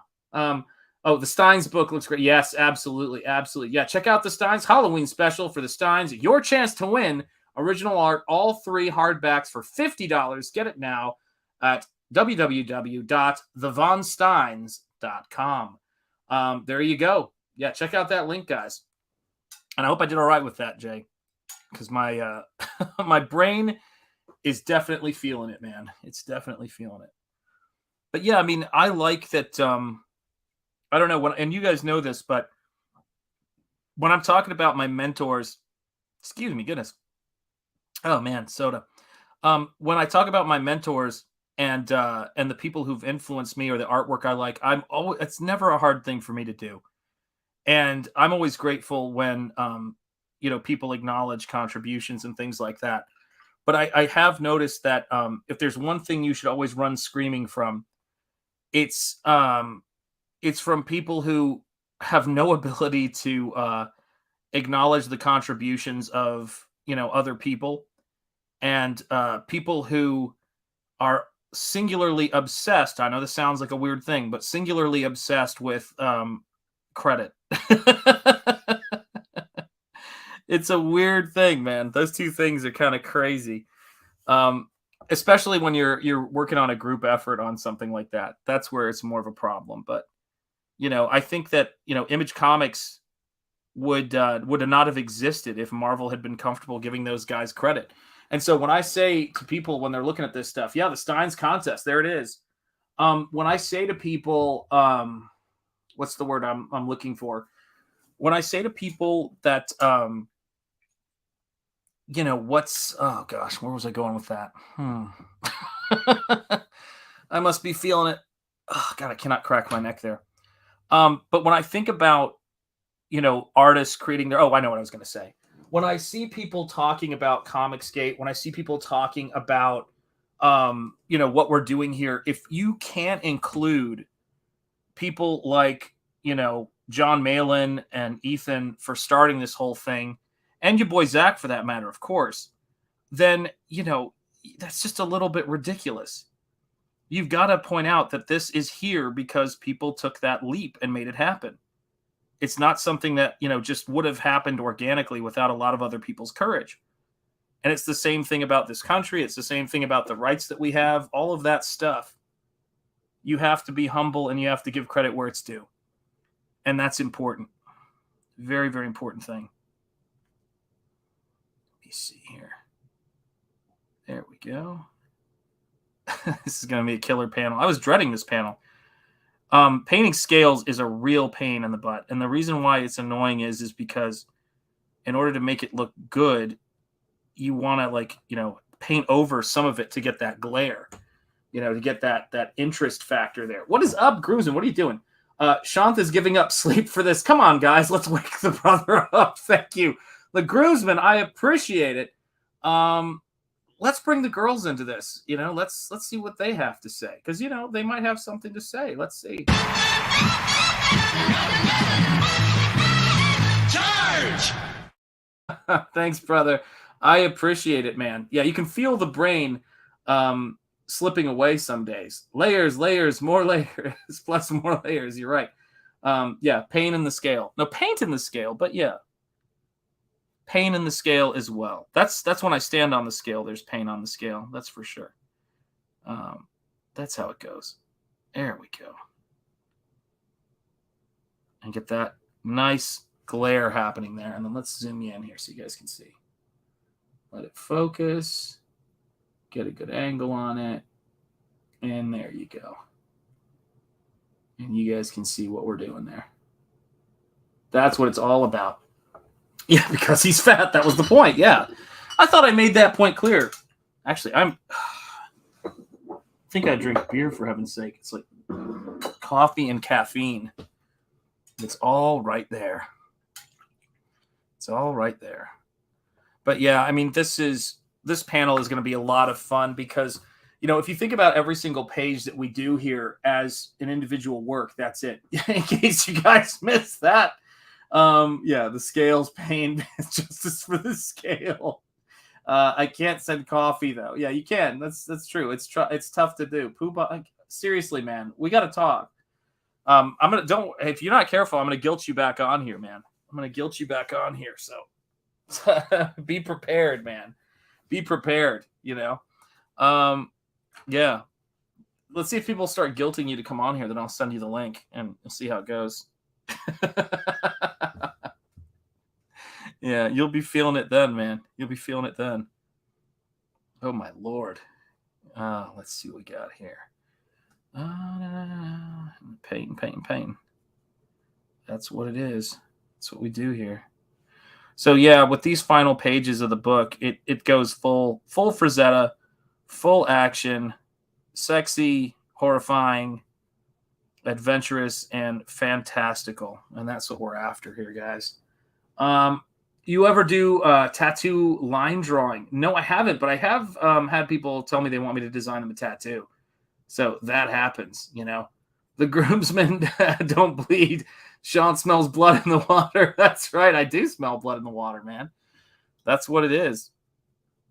Yeah, it is funny the longer that you do this and the longer that you're streaming, you find it easier to just kind of wing it when you do things. And whenever I'm doing a stream and someone's on the stream with me, and I go, all right, hold the phone for a second. I'm going to go grab something. People just freeze. They're like, wait, what? What do you want me to do? So yeah, it ain't easy, but we got to do it. You know, that's my cue to leave. Yeah, I thought so. Here it is. Oh my God. It's too funny. There we are. Oh yeah, let me get this camera closer. Jeez, I just realized you guys can't see much at all. There we go. Let's let that focus. There you go. Now you guys can see that a little bit better. But yeah, that's the plan right now.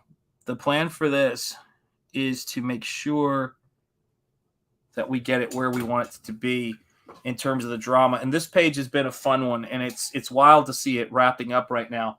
When you see this panel right there, it's the second to the last one. What you see is, oops, ignore that. Okay, I shall. Yeah, take care, good vibes. There you go. Yes, and there's Rini Draws Fiendish Chapter 2. Make sure you check it out. Zoom in, enhance, indeed. And that's the big thing for me when I'm doing this stuff, which is if you look at a shot like this one right here, what you've got going on is she's looking around like, what the heck is happening? You know, I sense that there's something here. And of course, we, the audience, from our aerial shot, can sort of see that the snake is coming up. And then it's like, bang, there it is. And that's the stuff that's fun when you're reading comics. That's the stuff I love. Oh my gosh. Just back to your project. Okay, hey, what's up, Justin Buckley? How are you doing? Speaking of students and former students, how have you been, my friend? Yes, indeed. Bow, indeed. Let's take a look at the campaign. I don't think I've done that in a while. So let's do this. We're going to go to Nosfero, the Crypt Walker. Hell's bells. Look at that. I will be ding dang gummed. It's good to see you, Justin. And thank you for backing it. Let's do share screen, Chrome tab, Nosfero, the Crypt Walker. Share it, know it, live it, love it, all that good stuff. Holy cow, look at that. I think we've gotten 2 new backers in the last whatever. Justin, it's great to see you, my friend. Add to stream. And there you go, guys. We are at 29,720. I think Eric Weathers can hear us knocking on his door, and you are lucky number 500. I'm lucky to have you as a backer, my friend. I appreciate it. Yeah, this book is going to be, it's going to be scrumptious, people. It's going to be a thing of beauty. And this is the most artwork I've ever done. I should say, let me rephrase that. This is the most painted artwork I've ever done for a single book, period, full stop. And there's no other way I would do it other than through Comicsgate and through independent crowdfunding, because the simple fact of the matter is that this is too hard of work to do for something that you don't have equity in. And that's the biggest thing. Yeah, everybody, hail to Justin. Justin, and for backing too. Did someone else back this stream? I feel like somebody else had to have backed, because I think we have 2 more people since this stream started. Did somebody back and not mention it? Let me know. But Justin, this is for you, my friend. We're going to celebrate you. Charge! There you go, my friend. Thank you so much for backing it. Nosfero, the Crypt Walker, at 29,720. I will be ding dang gum. That is amazing. And I won't let you down. It's going to be a beautiful, beautiful book. And I cannot wait for people to see it. It's going to be, the whole book, actually. You guys are seeing it as I work on it. But it is going to be, it's going to be one of those books that feels like taking one of those old Hammer horror movies out on Blu-ray and watching it. Yeah, we're getting it. Yeah, Justin Buckley for the win, indeed. And we are going to get this to 30K. It's inevitable, guys. It is going to happen. We just have to keep working. And I have a feeling like with a lot of things, because I watched this happen with Eric, these campaigns go through periods sometimes where you're grinding it out, you're promoting it, you're doing all of that different stuff, and then they have this big jump. Nosfero has been doing that almost from the word go. And it's one of those things I am incredibly grateful for, that people are discovering this book all the time and getting really excited about it and backing it and saying, holy cow, I haven't heard of this. Because you have to bear in mind that, as this channel's reach grows and as people, see me more and see this work more, they're taking a leap of faith in their minds on a new creator who hasn't done a Comicsgate book yet. But as they learn more about me and they see me doing more of this stuff, they're like, oh, hell, I got to back this, particularly as it gets closer. So I haven't decided yet exactly when I'm going to close this book down, the campaign. But I have this feeling that if I announce when I'm closing it down, like when I get closer, I have a feeling there's just going to be a flurry of people backing it. So we're just going to have to see how that all goes. Obviously I want to make sure I give people a heads up, but part of me is thinking, it's a lot.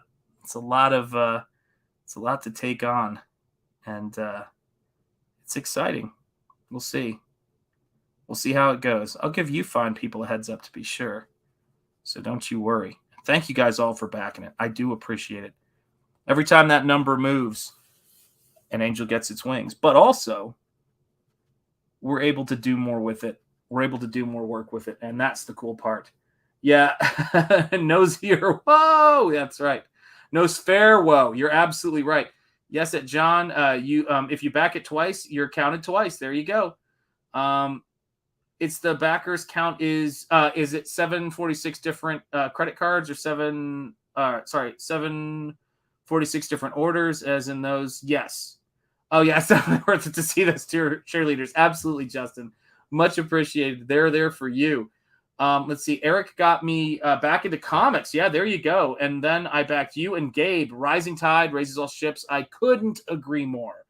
Haven't bought a comic since 1998. Seriously, Eric was huge for me. Whoa. Is stop right? Not sure that's the right direction. Yeah, that's right. And Jonathan Jetty art is it's not angels get their wings. It's vampires get their fangs. Thank you, Jaylee, for reminding me of that. Yeah, that is how we roll here. We're all about those vampires. We're all about those monsters. We're all about all of that great stuff. I don't know about you guys, but Halloween is my season. I am so excited about Halloween. I've been watching there is this. If we have any Halloween, super nerds in the chat, throw a 1 in that chat. But I'll tell you, one of my favorite YouTube channels is a YouTube channel called Grim Life Collective. They go to horror conventions, haunted houses, and they just do all this really cool stuff. Shout out to those guys. Horror Monsters Collectibles is also a really great YouTube channel. Love their stuff. But yeah, there's some really cool stuff to check out. Hang on a minute here. Move that. But yeah, I love watching their stuff. And I just saw an old vintage video of one of the best haunted houses I used to go to. There we go. We got 1s in the chat. Mighty Geek Studios, great to see you. And yeah, I'm going to be having Andy Smith on definitely. I think next week is the plan, according to text. Yeah. You got a costume ready? I don't. I have a ton of costumes that I could wear, a lot of Universal Monsters. Yes, Graham Nolan does 30 Days of Horror in October. So does my friend Michael of the Choice Voice. There's Horror Monster Collectibles. Let me share something with you guys real quick. I'll see if I can find it. Where is it? It should be in my history. So as many of you know, I grew up in Chattanooga, Tennessee. And on Chattanooga, Tennessee, in Chattanooga, Tennessee, there's a mountain called Lookout Mountain. And that mountain has a place called Ruby Falls, which is a cave that goes to this underground waterfall deep, deep in a cave. And they have side caves there. And those side caves that they have there, there's one that they have put on for a number of years off and on. They put on a haunted house in the dang cave. And we used to go there when I was a kid and go to the haunted houses in the cave. So let me see if I can find this.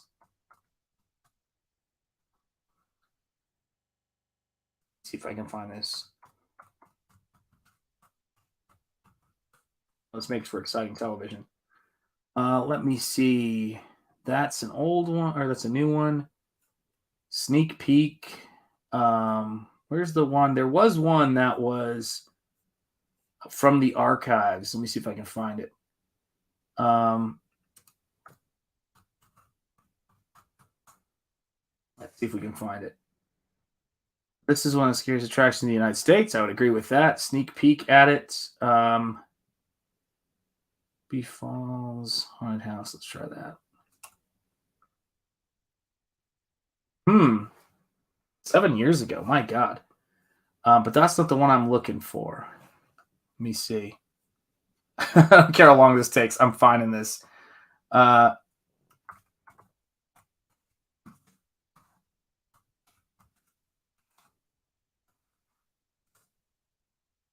Here it is. From 1986. My God. All right, here you go. Let me see if I can get this to work. StreamYards, let's see what we have here. So let me remove this from stream. Stop screen. And then I'm going to share this from the archives if you guys want to know.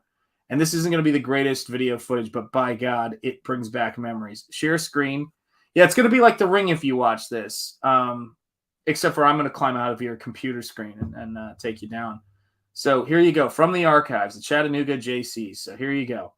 So let's see if I can add this to the stream and let me know if you guys can hear this. Hopefully you'll hear the volume. This is 1986.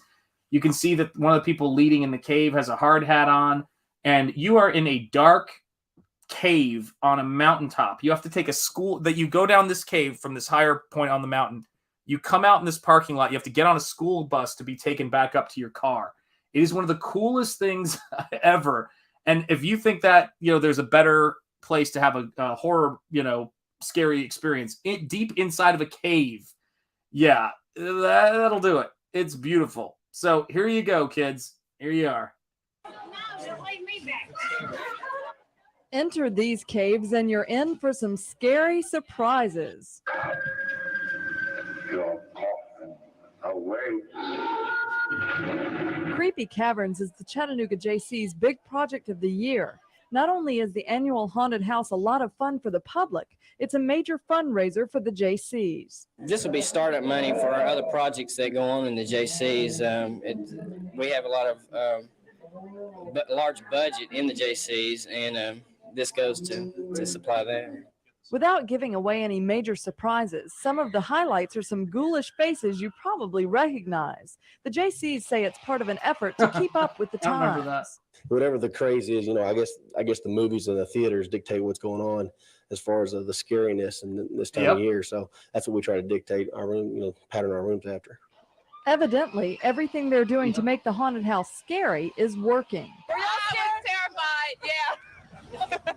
The chainsaw, everything. Oh. So when we went on, I just want to point something out here, guys. There was no diversity in Chattanooga, Tennessee at that time. That's a lie, anyone who thinks so. But they're getting on that school bus to go back up the hill. And when we went to that haunted house, and I will never forget this, they had the guy with the chainsaw was on the bus. So the first person to get on the bus got chased off the bus. You could never do this today by that person. Yeah, seriously. It's really funny. People just went to go have a good time for Halloween. That was it.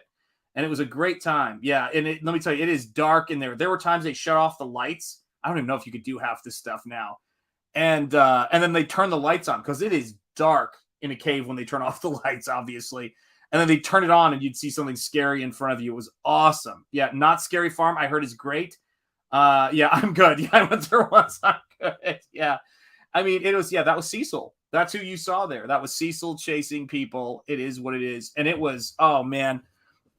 Guys, you guys hold me to this. This Halloween, I've never taken my son to one of the crazy haunted houses we have around here in New England, and I am taking him to a haunted house this year. If I don't do that this year, I am a failure as a father. I need to get that done because he loves haunted houses. I love haunted houses. We have some great ones here. Things have been a little crazy, obviously, the last couple of years for what they could do and stuff that they could run, and then hours were short and things just get a little bit nuts. But now that I'm here and I'm doing this kind of work, I have got to take that kid to a haunted house. He deserves it. We both love Halloween. Let's make it happen. What do you guys say? Yeah, PC culture needs. Yeah, it does. Amen to that, Paulus Arts. You ain't kidding. Yeah, do it. It's got to be done, guys.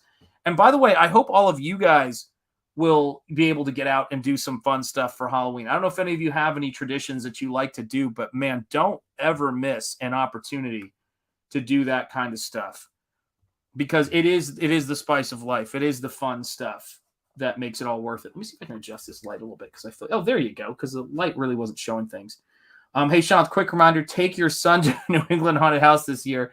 Nailed it. You did.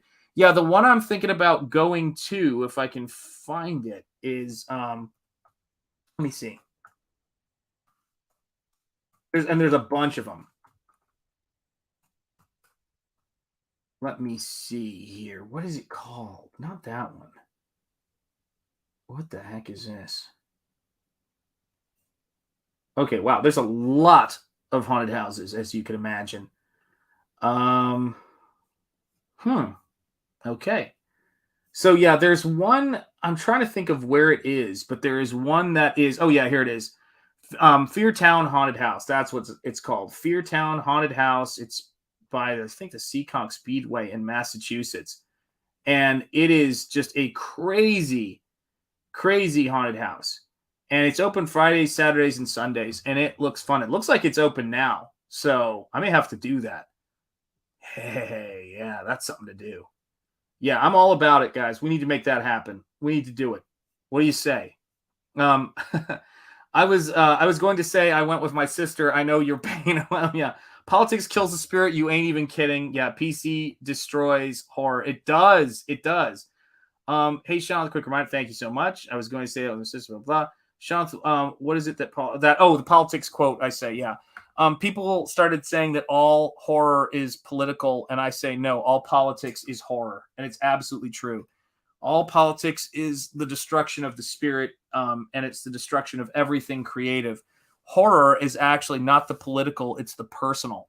And that is why, for my money, Jordan Peele's movies are not horror movies. They're not scary movies.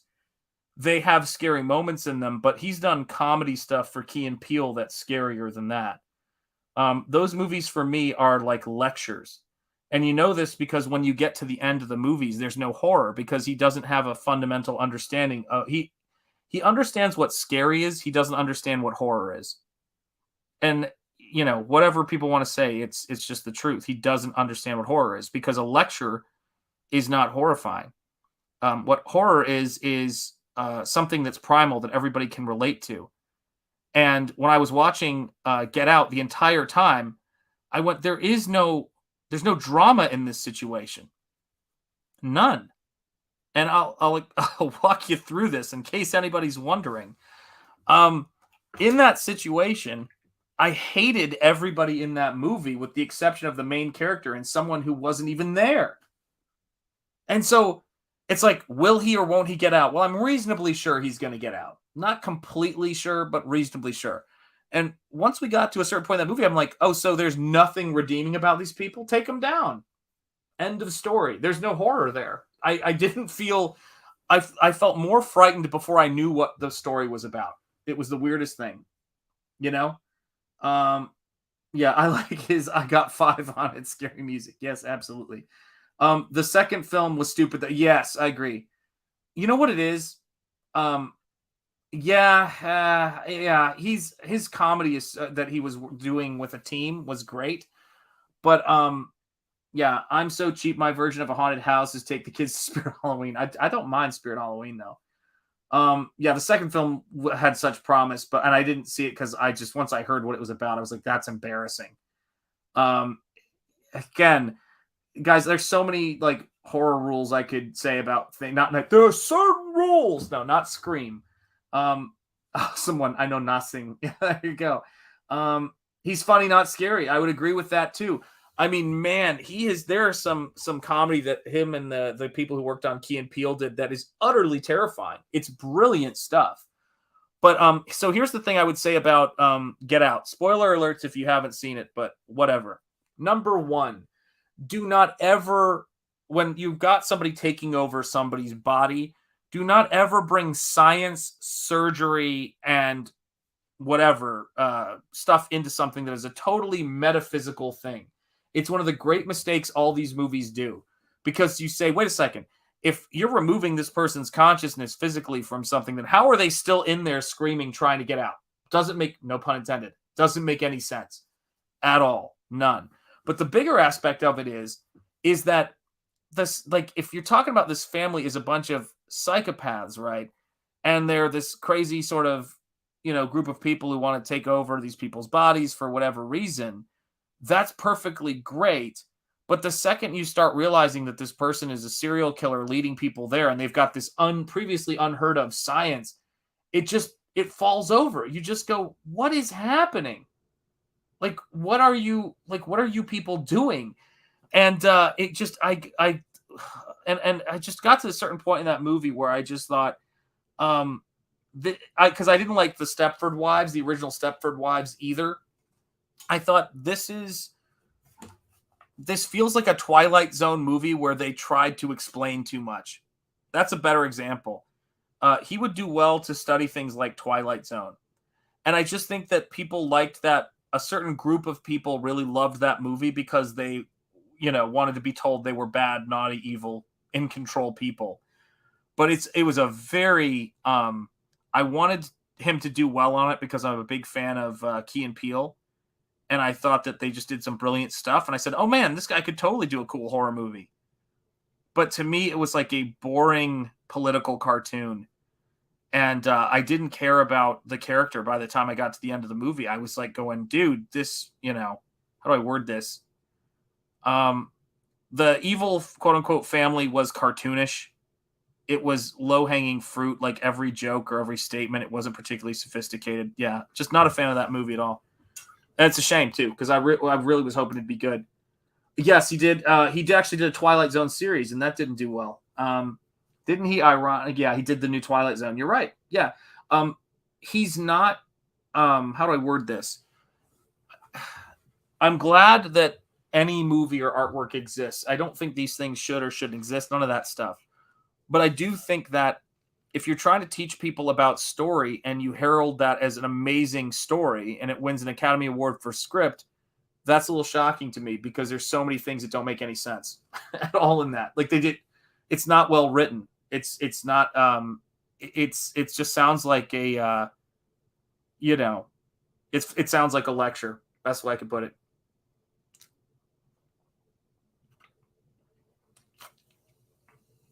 Drink if you've got them. Hey, what's up, Jeremy? It's great to see you, brother. Man, I just got some soda down the wrong pipe. I don't know how good he thinks he is when it comes to Jordan Peele. Like, I don't know. But I will say that, Jason Blum gave him his start. And he made a lot of money with Jason Blum promoting the hell out of that movie. And as soon as he made the money, he split from Jason Blum. And Jason Blum made some really good points. I mean, the original ending to that movie was so nihilistic, it would have been worse. Yeah, Us was like a bad M. Night Shyamalan film. I mean, there's another guy who's hit or miss, but I would say he's got more hits than at this point Jordan Peele does. I mean, it's crazy. Well, the Academy Awards aren't really the gold standard of quality. They're not, because they're political at this point. It's ridiculous. And that's unfortunate. Like, they don't care what movies people are responding to. If they did, Top Gun Maverick would be, would be leading things right now. People love that movie. Yeah, he's trying to. Here's the thing I would say too.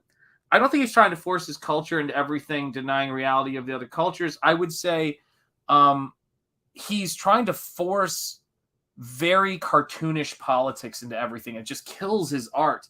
What is up, Voyager 47? It's great to see you. Hail to you. Key and Peele was so good. He was not into identity politics until Get Out. Yeah, he actually, man, the stuff they did in Key and Peele was straight up swinging for the fences. It's great stuff. I like Signs. I love Signs. I think it's a great movie. I think it was a great movie, Paulus Arts. Don't worry. M. Night kind of redeemed himself, kind of. Yeah, he's wobbly. Here's a perfect example. A perfect example of a director with a major vulnerability. And I love M. Night Shyamalan's good films. In my opinion, he has many. But this is the thing, right? M. Night is great when he's telling a story about people and awful when he tries to tell a message. And what killed the finale of his, even though it had great acting in it, James McAvoy and Sam Jackson were great in it. What killed the end, sorry, I have to move this camera a little bit here because I just realized the clip on the desk is hanging off by a thread. The thing that killed that, the end of that series, was this asinine Marxist idea in there, which was everybody is special and it's not about the individual. And they brutally punished you as an audience member for falling in love with those characters by basically saying, hey, those characters aren't important. It's more the principle of the thing. And it's like, nope, it's not. But a lot of people didn't understand. Sean, tighten up. Your violin teacher is here. That's right. Yeah, I will tell you this. So does anybody get, how many of you people, put a 1 in the chat if you saw the movie Glass? And if you saw the movie Glass, put a 1 in the chat and tell me, did you get the symbol of the secret organization? You know? Okay, good. So some of you people have. Did any of you guys get the symbol of the secret organization? I saw so many reviewers say, oh, then they introduced this secret organization at the end of the movie and with some weird symbol, a tattoo that they all have, and it doesn't make any sense. Like, is he ever going to explain the tattoo? It doesn't make any sense. And I went, how do you not get the meaning of the tattoo? It was so obvious. Barely remember Glass. There you go, Bane Mailer. Yes. So does anyone get what the secret meaning of the or the obvious metaphor of the tattoo that the secret organization had? Everyone had it on them on some level. What do you got? Yeah, and what happened with Bruce Willis's characters was just a cinema violation of the audience. You don't do that. It was the principle of the thing. It was how it was done. It was what was done and what the message of it was. And I was like, nope, that wasn't Hydra. Does anyone remember what they had as tattoos? Come on, kids. What do we got? What do we got? What do we got?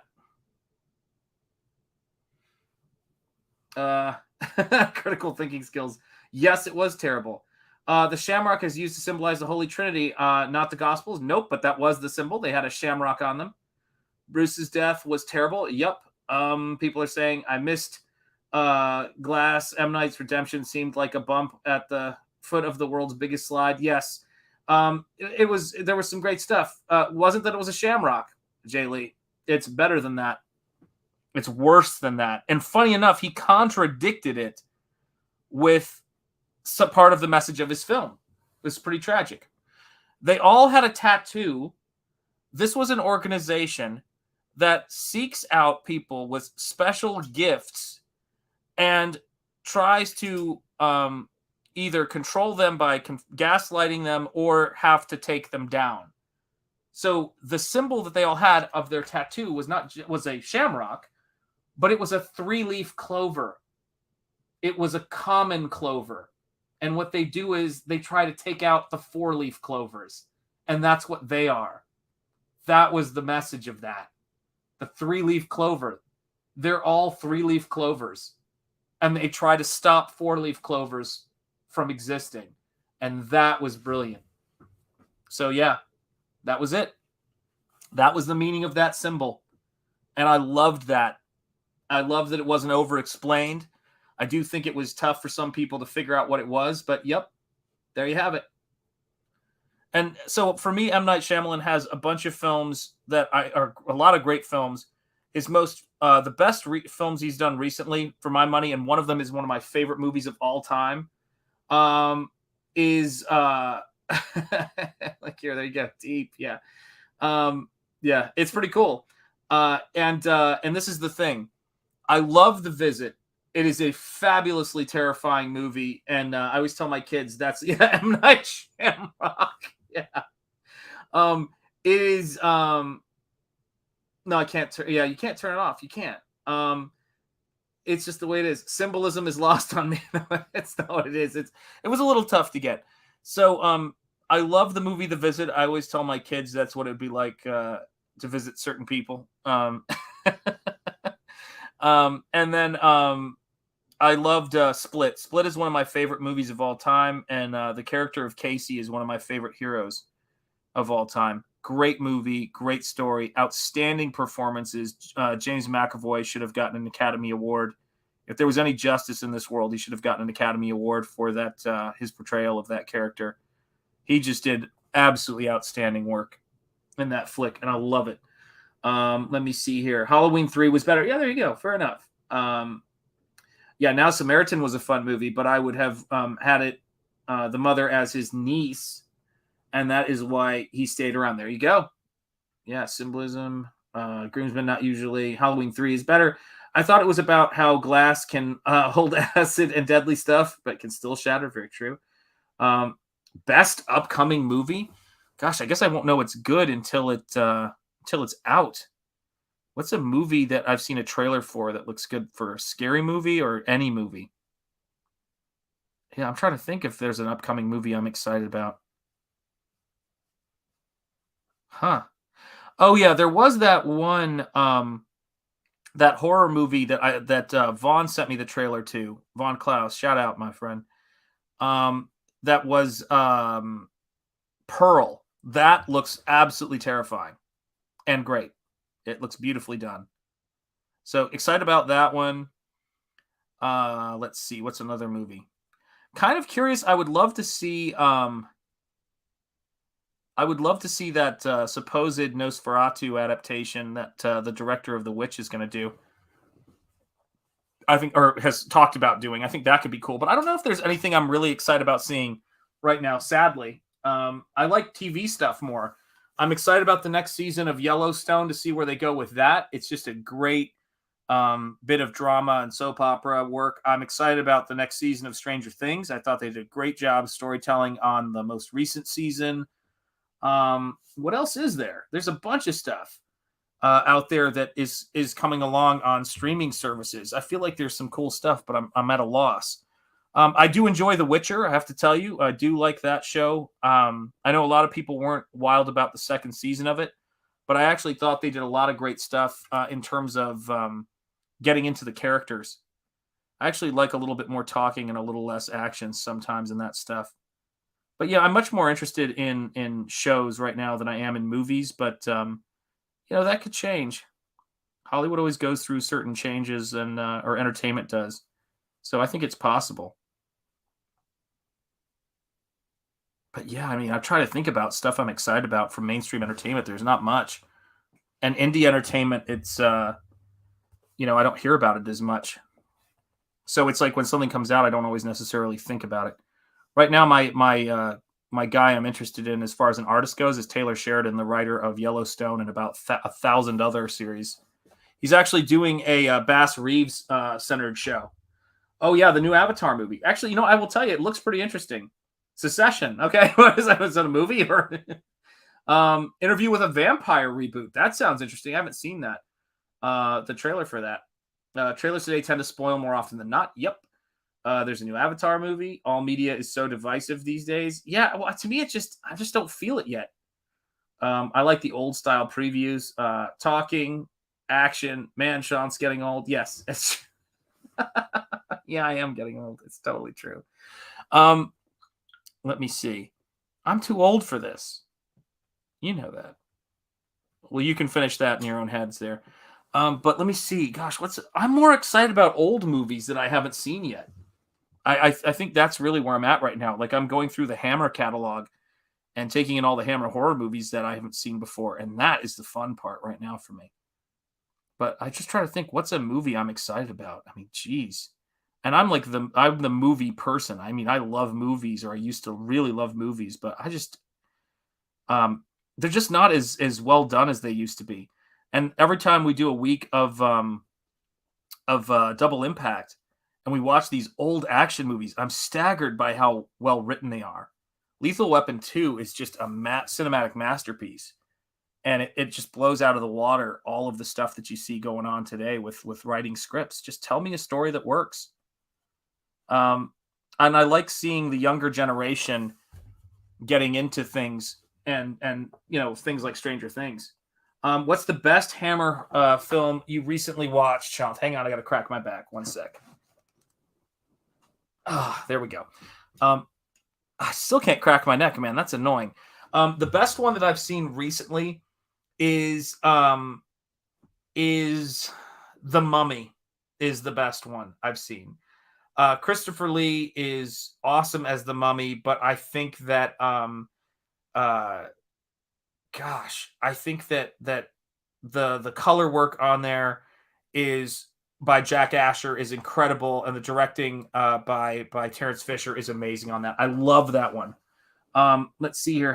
Let me see. Jonathan Jetty Art, you have to see Overlord season 4, episode 13. The last 10 minutes. Oh my God. Talk about an evil princess. You will love it. Wow. Holy cow.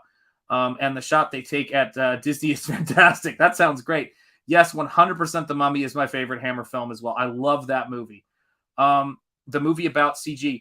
I actually think, this may sound kind of nuts, but it won't be the first time. I would really love to see, after I watch this this kind of behind the scenes thing video they were doing talking about the history of Comicsgate and Ethan. I really would love to see Ethan get somebody to do a documentary or a short little recap of how we got here, because all of the stuff is documented on YouTube, all of the big stuff, and I just feel like it might be an interesting way to push back on some of the, counter narratives out there. It could be interesting. I know when people were asking him about it, he talked about me doing it, and I would be game for it. But yeah, I mean, that would be a lot of time. We'd have to come up with some kind of thing for that. I don't know what I would even charge for that hourly to get that done, because I would have to sift through a lot of stuff. And I remember all that stuff because I was there, so I think I could put it together. But I really do think somebody should do something like that. You should hire somebody either way to do a little video about that stuff, because I mean, there's so much documentation for it, and people could sit down and watch it, and I think it would be amazingly entertaining to the uninitiated, if you want my opinion on it. Hey, what's up, 80s Mate? It's great to see you, brother. Good to see you here, man. Hello, 80s Mate. Everybody saying hello, hello, hello. Would the EVS Comicsgate documentary going to be related to going to be rated CG? It would be. We haven't done Blind Fury yet. We've had it recommended a lot, and I want to do one. Falling Down. I don't know. I feel like that's, the Camel Moon story. I don't know if we could do that. So, grammar, got to teach myself grammar. Amen. That's me. Check this out, Jonathan Jetty Art YouTube Watch. There you go. Cool. I will have to check that out. I can't click links in here, but very cool. Hail John. A lot is lost. Videos removed. People have left the internet or passed on since then. Yeah, that's true. But there's a lot of stuff that's out there that I have. There's a lot of great stuff. Let me see if I can show you. There's a live stream, and it's 3:06 a.m. right now, so I can't do it tonight. But I will have to show you guys at some point a play-by-play of this stream. I think it might have been on Cecil's channel. I think it was a Jack show way back when. And it is kind of unbelievable. Yeah, First Blood. I would love to do First Blood. Hey, what's up, Sean Fair? Good to see you, my friend. Hello to you. But I would love to put that stuff together because you can see the whole thing unfold. It is nuts. Let me see if I can find this. Hang on. Let me see if I can find this. I'll play you guys some clips from it. It's a nexus of videos. Let me see here. Let's see what we can find. And see all.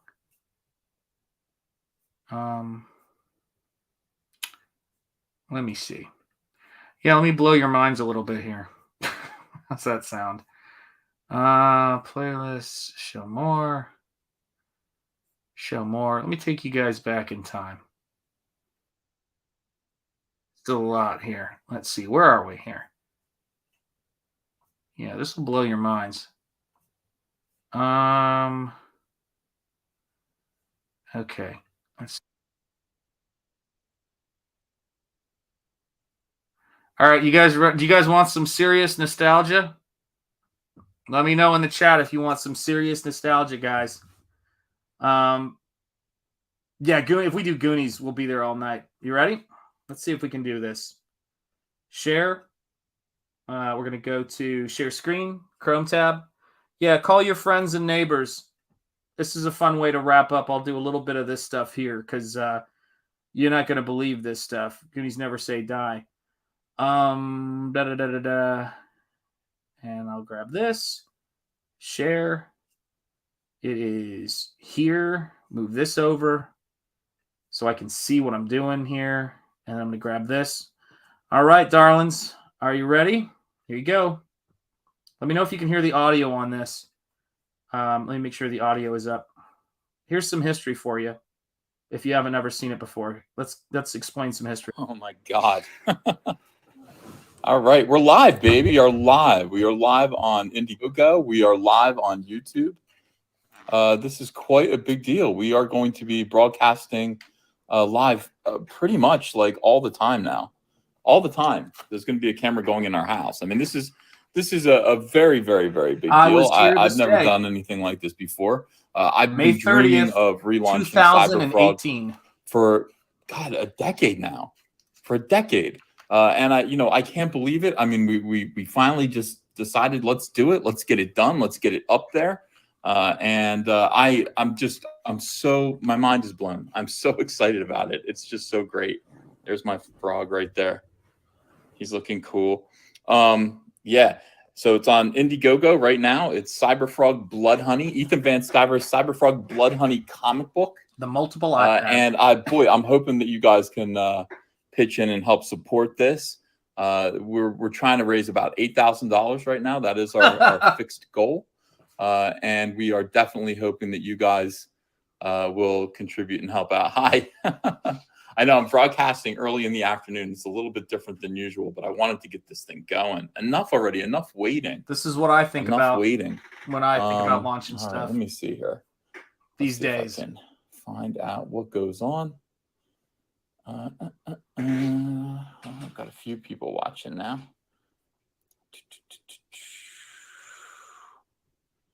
Yeah. All right, cool. Hi, everyone. Yeah, Nerdy Kane says, yeah, boy, I'll be picking it up after the first. I'm so back in this. So cool, guys. Thank you so much. Frogcasting. It's going to be... They just trashed this dude's life, and he's launching this comic. He has no idea where this is going with an 8K goal. I think he imagined it would do more than that. But remember, these are the early days, guys. Cyberfrog. Those of us who were there remember this stuff incredibly well. All this month, it's going to be nothing but Cyberfrog. You want to talk about drawing videos? We are going to be doing drawing videos. Let's get the link. Here's where he going starts on here showing as it. well. Let's go I'm gonna 13 minutes in. For the next 2 years.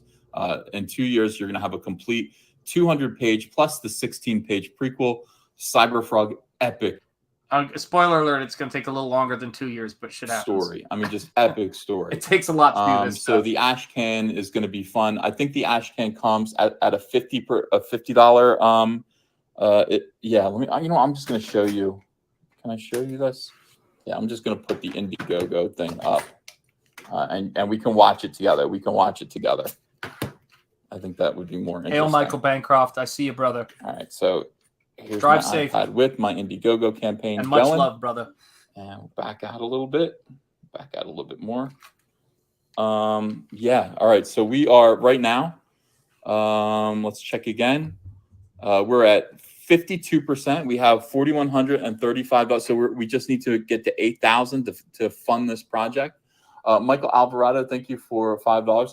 What about one day adding a plastic Cyberfrog on your Cyberfrog thing on your desk as a tier or future endeavor? Those are going to be stretch goals. I have an idea for a sticker. I have an idea for the Cyberfrog plastic stand-up. I need to save them for stretch goals because I'm not going to make the book any bigger like Richard did. I might make the book better. I'd like to make the book have a nice glossy cardstock cover and everything. I need to pay the colorist. Going places, Ethan. You know, it's going to be expensive. I mean, $8,000. If we reach $8,000, that's good enough.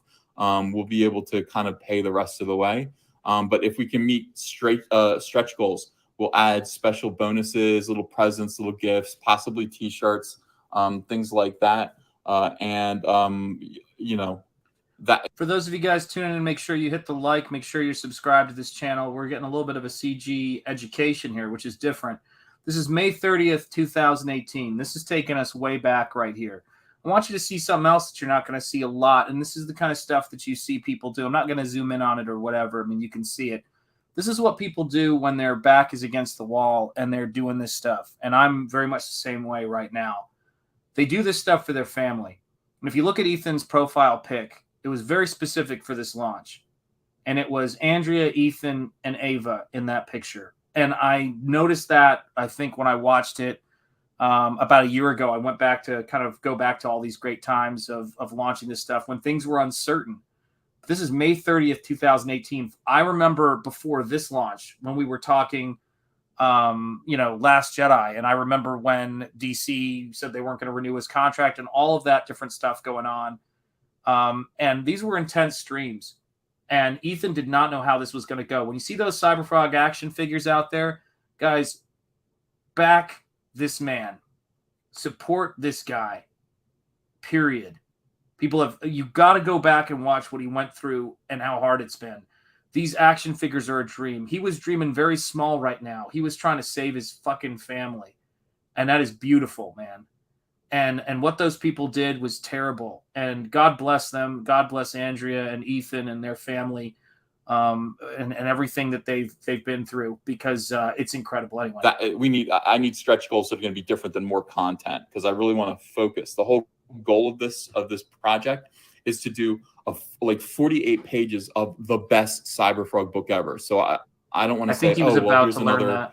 You know, it was at about here's 100K another or 20 something. pages. It's just, it wouldn't. There's stuff. it wouldn't I'm not work sure. that You'd have to way. ask him though. And I want to draw it all. I don't want to hire anyone else to help. Not for this, and not yet.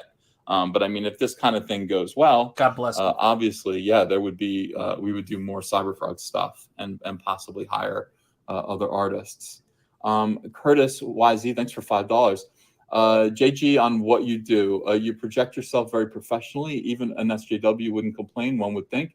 LOL, keep it up. Oh, they would complain. Thank you so much, though. Thank you. Conquer Jr., thank you for Norwegian $20. Backing this is a must. Oh, guys, I love you so much. Thank you, absolutely sincerely. Let's refresh and see. Okay, we're up to 62%. 62% in about 15 minutes. 62% in about 15 minutes, guys. We're going to get the anxiety. I love that. The anxiety he must have been going through. He was going through a ton. I don't know when he found out about Ava. I do know there was a particular stream when he was going through a ton. The emotion of all this hit him. And I mean, seriously, when people say like, "Oh, you know, are you a fan of you know Ethan's work, or you blah blah?" It's like, well, I'm a fan of the character that he's shown throughout this process. And let's not forget that this wasn't somebody who got into CG who was trying to build a comic career. This is somebody who had a massive comic career that was stolen from them. And trying to support his family, trying to think of all these things. He had a new baby girl, a new marriage, all of this stuff.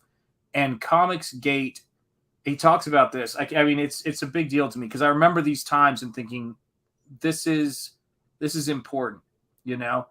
And it's really important. Yes, absolutely too, by the way. Absolutely right. And God bless you and keep fighting and stay strong. Can't overstate that.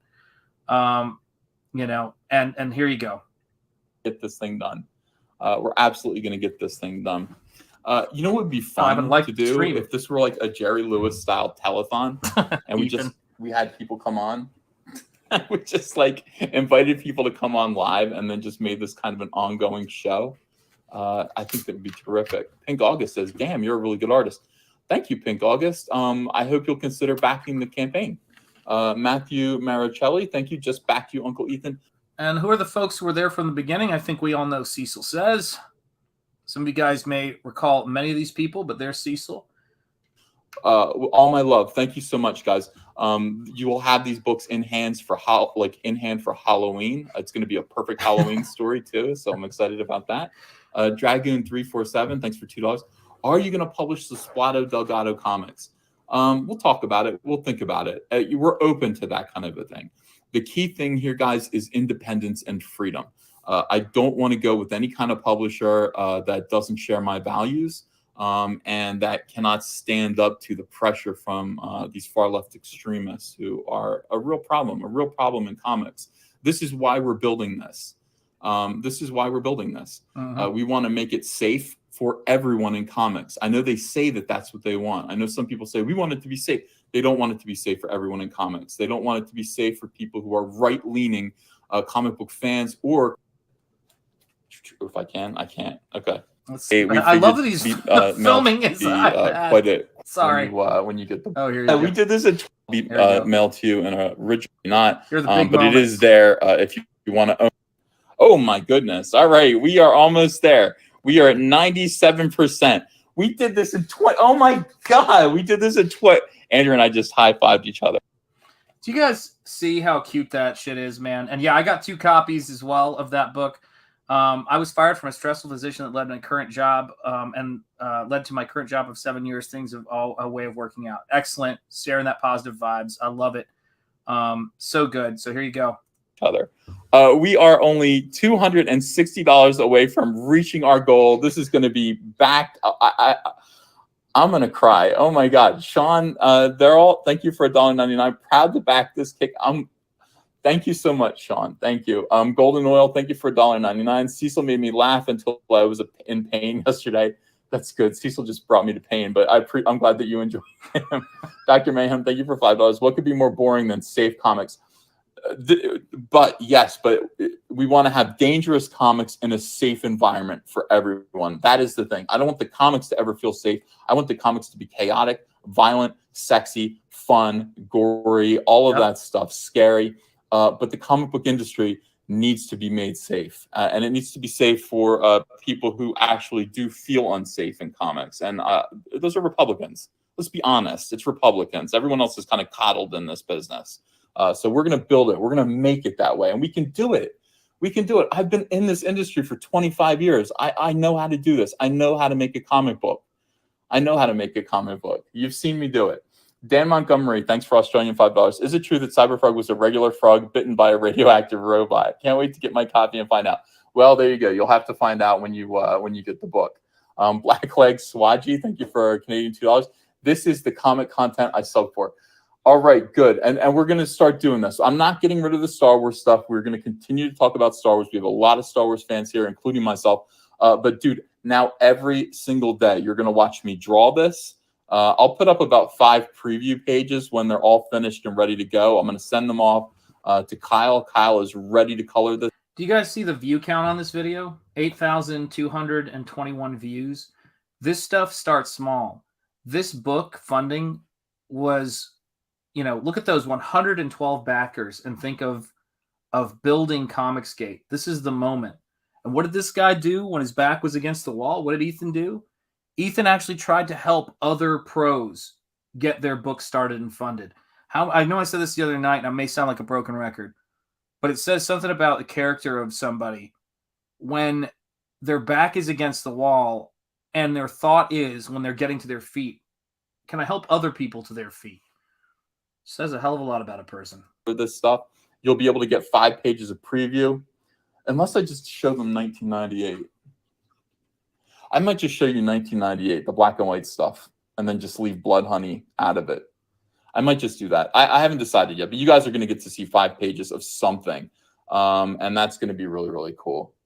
Let's see here. Cecil. Everyone loves Cecil. Hey, Captain Cummings, I'm so glad that you're here. I'm so glad that you're with me for this. And we're going to refresh it again and just see if we made any progress.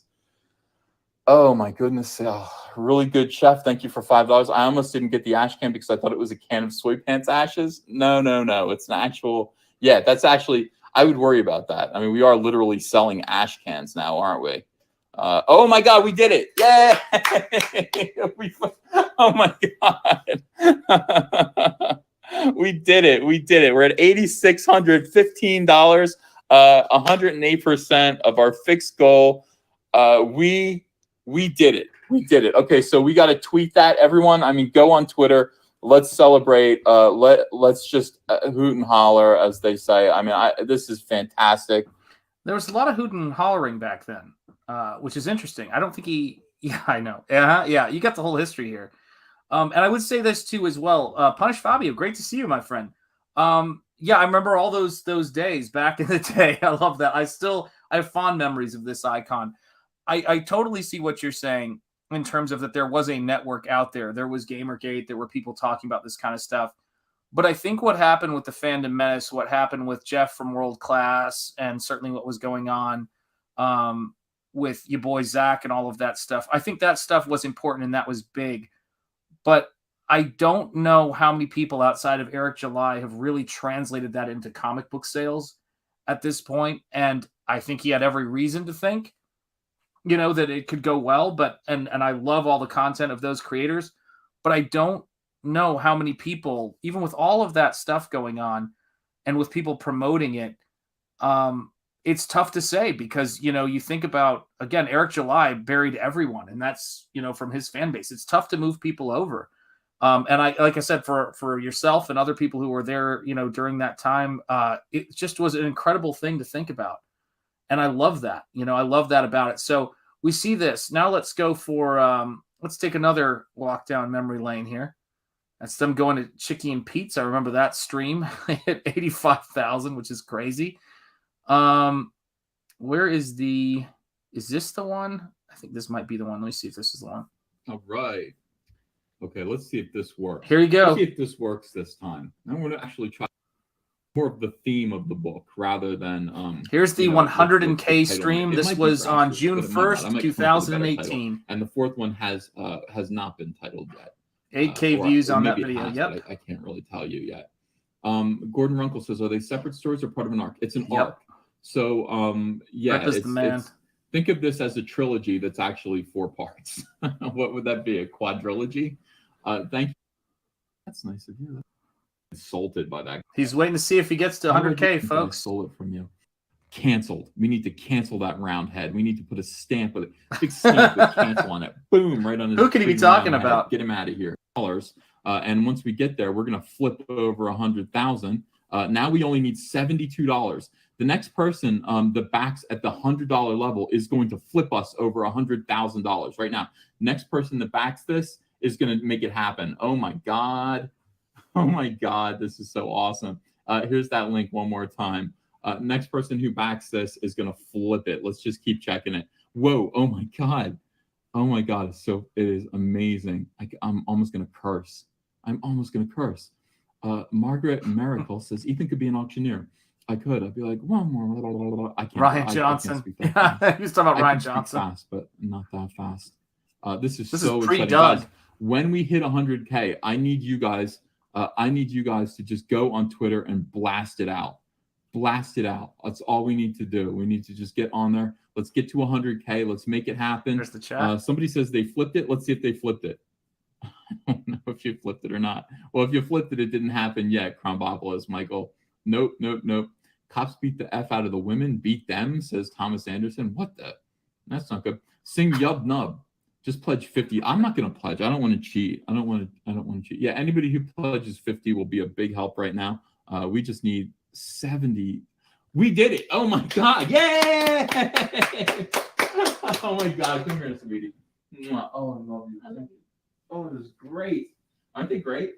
Yeah, they're awesome. Thank you guys. We did it. We did it. Booyah. $100,000 we're just going to cheat a little bit in the first 48 hours. We're 15 minutes over, but it doesn't matter, does it? It's still the first 48 hours. We did it. $100,000. Nobody else has done this. This is absolutely awesome. Everybody wants to face reveal Andrea. I don't think she's into that right now. But thank you so much. Oh my God, guys. Oh, everybody is blowing up. This is absolutely awesome. Let's go celebrate on Twitter. Let's do that right now. Done. Yeah, everybody just blow it up. Let's go. Oh, I need to take a picture of it, don't I? I need to, you've never seen me this flummoxed. They want to see your thumb. Andrea, will you reveal your thumb or no? Will you reveal your thumb at 101,000? Okay, if we hit $101,000, Andrea says she will reveal her thumb. No, all you have to do is do this. No. You won't do it? You won't do it for $700. You won't reveal your thumb. What happens if they think my thumb matches your thumb? Then they're gonna laugh at it. Then I'm gonna be Miss Her Thumb? Yes. Hell no. Everyone, it's very controversial for her. She's not sure that she wants to be Mrs. Toe Thumb. To be honest, she doesn't have a toe thumb. But yeah, she's still very shy. Let's see. It's not so bad to be toe thumb. It's not so bad. I don't mind it. All right, let's go. Okay, 48-hour total. 48-hour total. Oops, toe. I'm gonna put total. Toad. Oh. Add a lad. Oh my God. $100,000 plus. I mean, it's more than that. It's actually more than that. So, doom.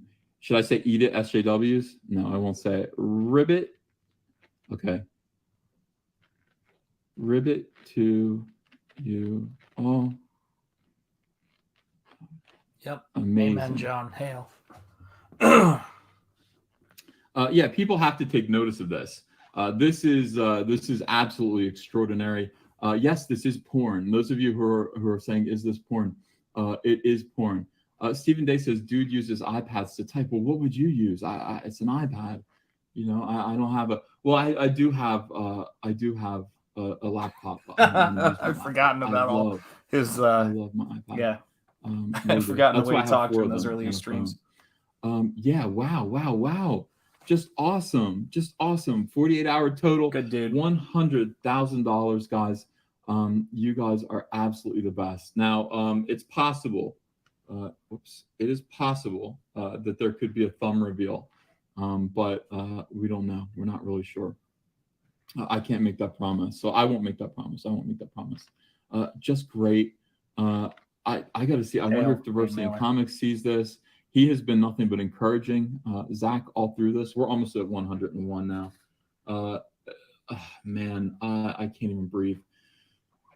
If I sound a little nutty, it's because I'm nutty. I'm just amazingly excited. Dallas Deadeye, thank you for $5. Uncle Ethan flexing on those SJW fools. Hail Skip Edwards. Yeah, I don't want to get into this too much, but for real, we went through 1 year of these monsters talking me down, saying awful things about me that were not true, accusing me of awful things, trying to take my career away from me, and why? For my politics.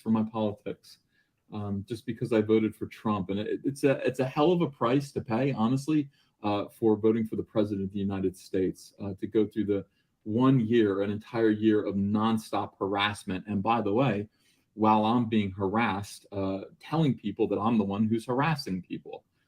It was absolutely dreadful. It was a PR disaster and nightmare for me. I didn't know how to cope with it, except to just kind of be quiet and stick to work and work on my YouTube and work on my comics.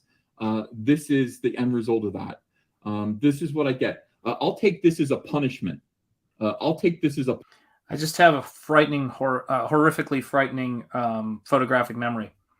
And that's not a joke. So sometimes it's all right. Sometimes it's frustrating. But when I was somewhere and I see something, it seems like, wow, does he really pay attention? I pay attention to everything. That's why I'm able to make those trailers. That's why I'm able to like do that kind of stuff. I can remember things that were said or things that were funny, call them up in my mind and know about when they happened in a video that happened 7 or 8 months ago or whatever. It's weird. So yeah, and that's what I love. Is a punishment for voting. It's like I know all this shit, so I know where he's come from. I know where so many people have come from in this scene. So Donald Trump, the president of the United States, you idiots. I will take this as my punishment. And all of you who feel similarly, who feel worried, who feel like you know, you're not allowed to be yourself. This is for you too. This is for you. This should make people hang your heads. The other thing is, talent is talent. It doesn't really matter about your politics. Talent is talent. Damn right. People who are good will always rise to the top. This comic book is going to change things. I'm proud to be a part of this movement. I'm proud. I'm a professional. I've been doing this for 25 years. I've won awards, many awards. I have books that have changed the paradigm of the characters that I worked on. And nobody can deny that. Ideas have sprung from my head that have made DC Comics and Warner Brothers millions of dollars, not thousands, not taking a loss. I have earned DC Comics millions and millions of dollars. You'll still see people walking around wearing t-shirts based on symbols. Hold on, gotta hit play on this. My headphone died, so it stopped. Designs and ideas that I came up with and received almost nothing for. This is my honor, and it's my privilege, and it's my pleasure to represent you guys now in this movement against these awful people who have taken over the comic book industry. And I am proud to do it. I'm proud to be your bazooka. Gordon Runkle, thank you for $5. Success is the best revenge. Correct. All we can do is do this and say, how you living? How you living? Because we're $7 away from 100. You'll show your thumb, won't you? No. Just put your thumb right. Let me see your thumb. No. Well, let me see. I'm telling you, you don't have toe thumbs. They're $7 away, and all they want to do is see your thumb. No. Why? No, that's too much judgment. It's that they're not good. Guys, you have to promise not to judge their thumb. No, I'm not doing it. She walked out of it. I love them, but I'm not sure. Are you sure? Maybe after I get a manicure or something. Okay, all right, that's a deal. So she needs to show. She needs to get a manicure, and once she gets a manicure, she will consider showing thumb, but not until then. I don't think she has toe thumb. I don't think she has toe thumb. No, I'm trying to remember. I don't think you have. No, your nails are long. You have long nail beds. I honestly don't think that you have anything to worry about. But anyway, yeah, I'll send her out to get a manicure. Once she gets her nails nice and in shape, I think she will show a little thumb. I don't care. Like, you guys can judge look at my thumbnail. Ew. Look at my nail bed. Ew, gross. Ew, what is that, fungus? Oh, disgusting. Yeah. So those were the days. And then she'll get one too, and we will totally toe thumbs. There you go. Yeah, thank you, Well Hung and Dung, for £2. Congrats, Uncle Ethan. Don't stop. Yeah, the toe thumbs joke and the burning of the soy pants and all that crazy stuff. They're all saying, "Please, no judge. We promise." She ain't gonna show her. Spoiler: she ain't showing her thumb now, though. See the shape of my thumb? No, that's a promise that hasn't been kept there. I don't know what to say. Banana thumbs. That's interesting. Didn't he say? No, people are saying that they will judge. Heather C says, "We love Andrea." No Yeah, Strike this Zone, is a the old safe place, space. I don't actually. know. This is the old place. I don't know. But anyway, yeah. Before the gonna new house, consider it, before all guys. of that stuff, We know it's guys. important here. This is when, all right, let's refresh. Are we and at then that 101 stuff now? all tied to, you Oh know, his yeah, work we're at well DC over Comics and all the 101. amazing success he Unbelievable. has Thank you so much, in guys. his career, guys. People want to see my toes. I said I would show my toes. I'll show This my is getting a toes at little much though 110. with all this toe talk. But here's the thing, guys. When we're talking about this, and we're talking about those early days of Comicsgate, and we're talking about what was going on, I remember these things like it was yesterday, and I remember because I remember most things in my life like it was yesterday, which is its own problem. But the thing about it is that when I sit down at my desk and I think about, you know, what I'm doing as an artist, that's my own personal trajectory as an artist for, gosh, you know, my entire life since I could hold a pencil. I was drawing before I could write. That's what it was. And you know, I've worked in the industry. I've done things for Wizards of the Coast. I've done things for video game companies. I've done things for comics. You know, just tons of different jobs. And of course, was a teacher for 18 years. And during this time when things were going nuts, I found, you know, and they were destroying, you know, culture. They were destroying Star Wars. They were destroying all this stuff. And I was there from The Force Awakens. I was like, this is shit. What's going on here? I could see what was happening. I saw this stuff and I found Ethan as a result of the Star Wars stuff. And all of these different things kind of came together, and they were really inspiring watching this stuff get built, watching these guys create this thing like, you know, that we all sort of think of as, you know, in many cases, it just sort of came out of this can, like what this is and what is this thing about. But, you know, if it wasn't for Ethan, if it wasn't for the work that he did, you know, with this stuff, and your boy Zach, you have to give credit where credit's due, and John Malin, the first man over the wall, as I always say. If it wasn't for those guys, we wouldn't be here. We wouldn't have what we have right now. And I think about that a lot. And I think about, because again, you know, the way that I remember things, which is what it is. Yeah, Bane Mailer, same thing with me. Star Wars brought me back. I loved comics my entire life, as you can tell, going back to, gosh, 1983, 82 in there somewhere. Most of my life, not all of my life. And to get here, to get to this place that we're at right now with comics and with the industry is a big deal. And so when I look at this stuff and I look at what's going on, and yet Sean forgets to sleep. I can sleep when I'm dead. But this is the thing about it, guys. Let's put some context here. I want you guys to think about Ethan hitting $8,000, then hitting 30 or 45, then hitting $85,000, right? But that was a 20-something year career. And that was a lot of work building his YouTube channel up with those Star Wars things, all of that different stuff.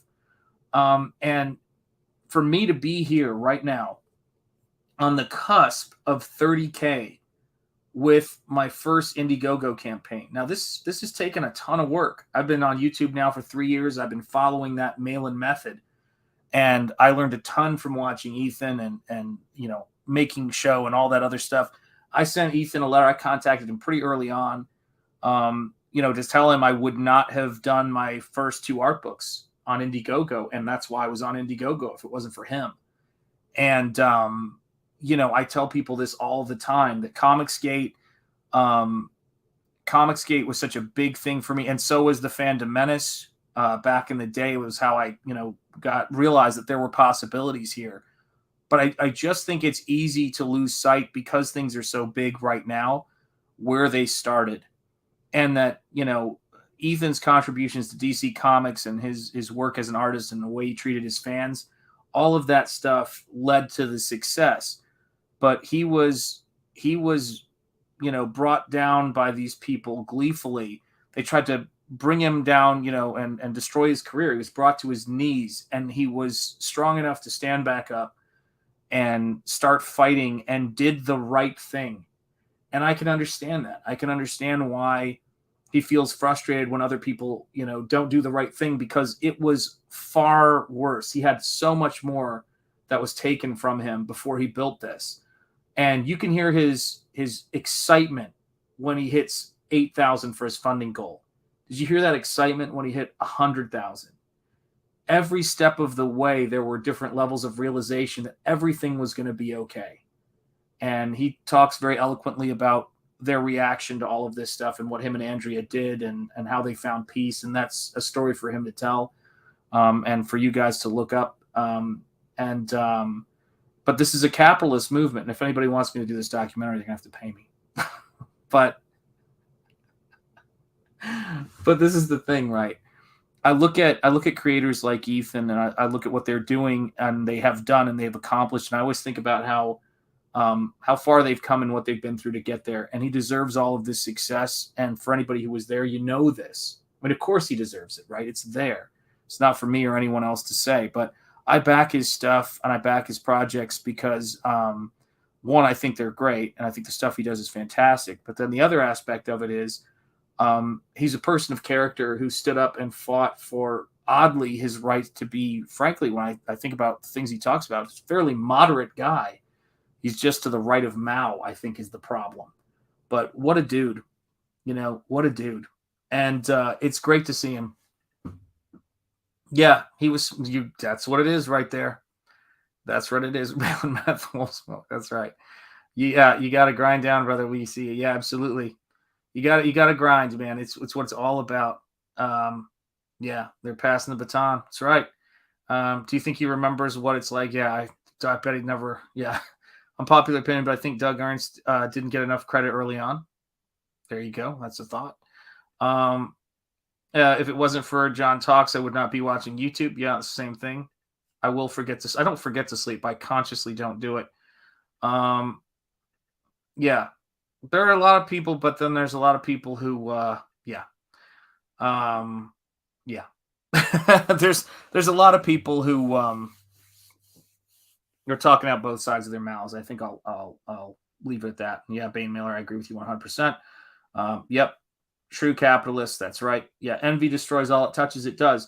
And there's not a lot of people who can talk about making a contribution like this. Yeah. Most of us wouldn't be here if it wasn't for me personally. I was not in Gamergate. I was not, because I don't play video games. So I was aware of that Gamergate was happening. I had no opinion on it because I did not know anything about games journalism. I only knew about it after the fact, right? I started noticing this stuff when it was simultaneously invading colleges and academia, and how it was. Oh wow, you still have the Cyberfrog. I got to be honest with you. I never got the warts and all, like the old Cyberfrog stuff, because I love the new Cyberfrog so much. I mean, I might get it like one day. I might get a copy of it if I was going completionist. But I'm very into the current story of Cyberfrog because I think it's like Todd came up with Spawn way back when he was a kid. Then he worked on Spider-Man and had this big career in Marvel. When he came back to Spawn, he brought that brilliance to it. And I think that what Spider-Man was, what Spider-Man and Marvel Comics and Todd's Marvel Comics career was for making Spawn what it is today, Ethan's DC Comics career, Green Lantern, and all of that epic nature of the stuff he was doing is what made Cyberfrog what it is today. And I think he is very much, I think that's a great comparison to make. I mean, Todd is Todd. He's unrivaled, but it's one of those things. He does great stuff. Yeah, it's like early Batman. Yeah, you're absolutely right. Yeah, I got warts and all just to get it. Listen, 80s made consumer, you are great, man. I'm glad you back all this stuff. Yeah, I have 2 copies of Cyberfrog in the drawer right over there. I have one that I take out to read, to look at, and and I love it. And then I've got one that's still bagged and boarded just because I like it. I mean, it's old school comic collecting, right? Yeah. A labeled cultural phenomenon like Gamergate makes me curious, but I was not well aware of it either. Yeah, guys, you get into these things sometimes when they mess with what you love.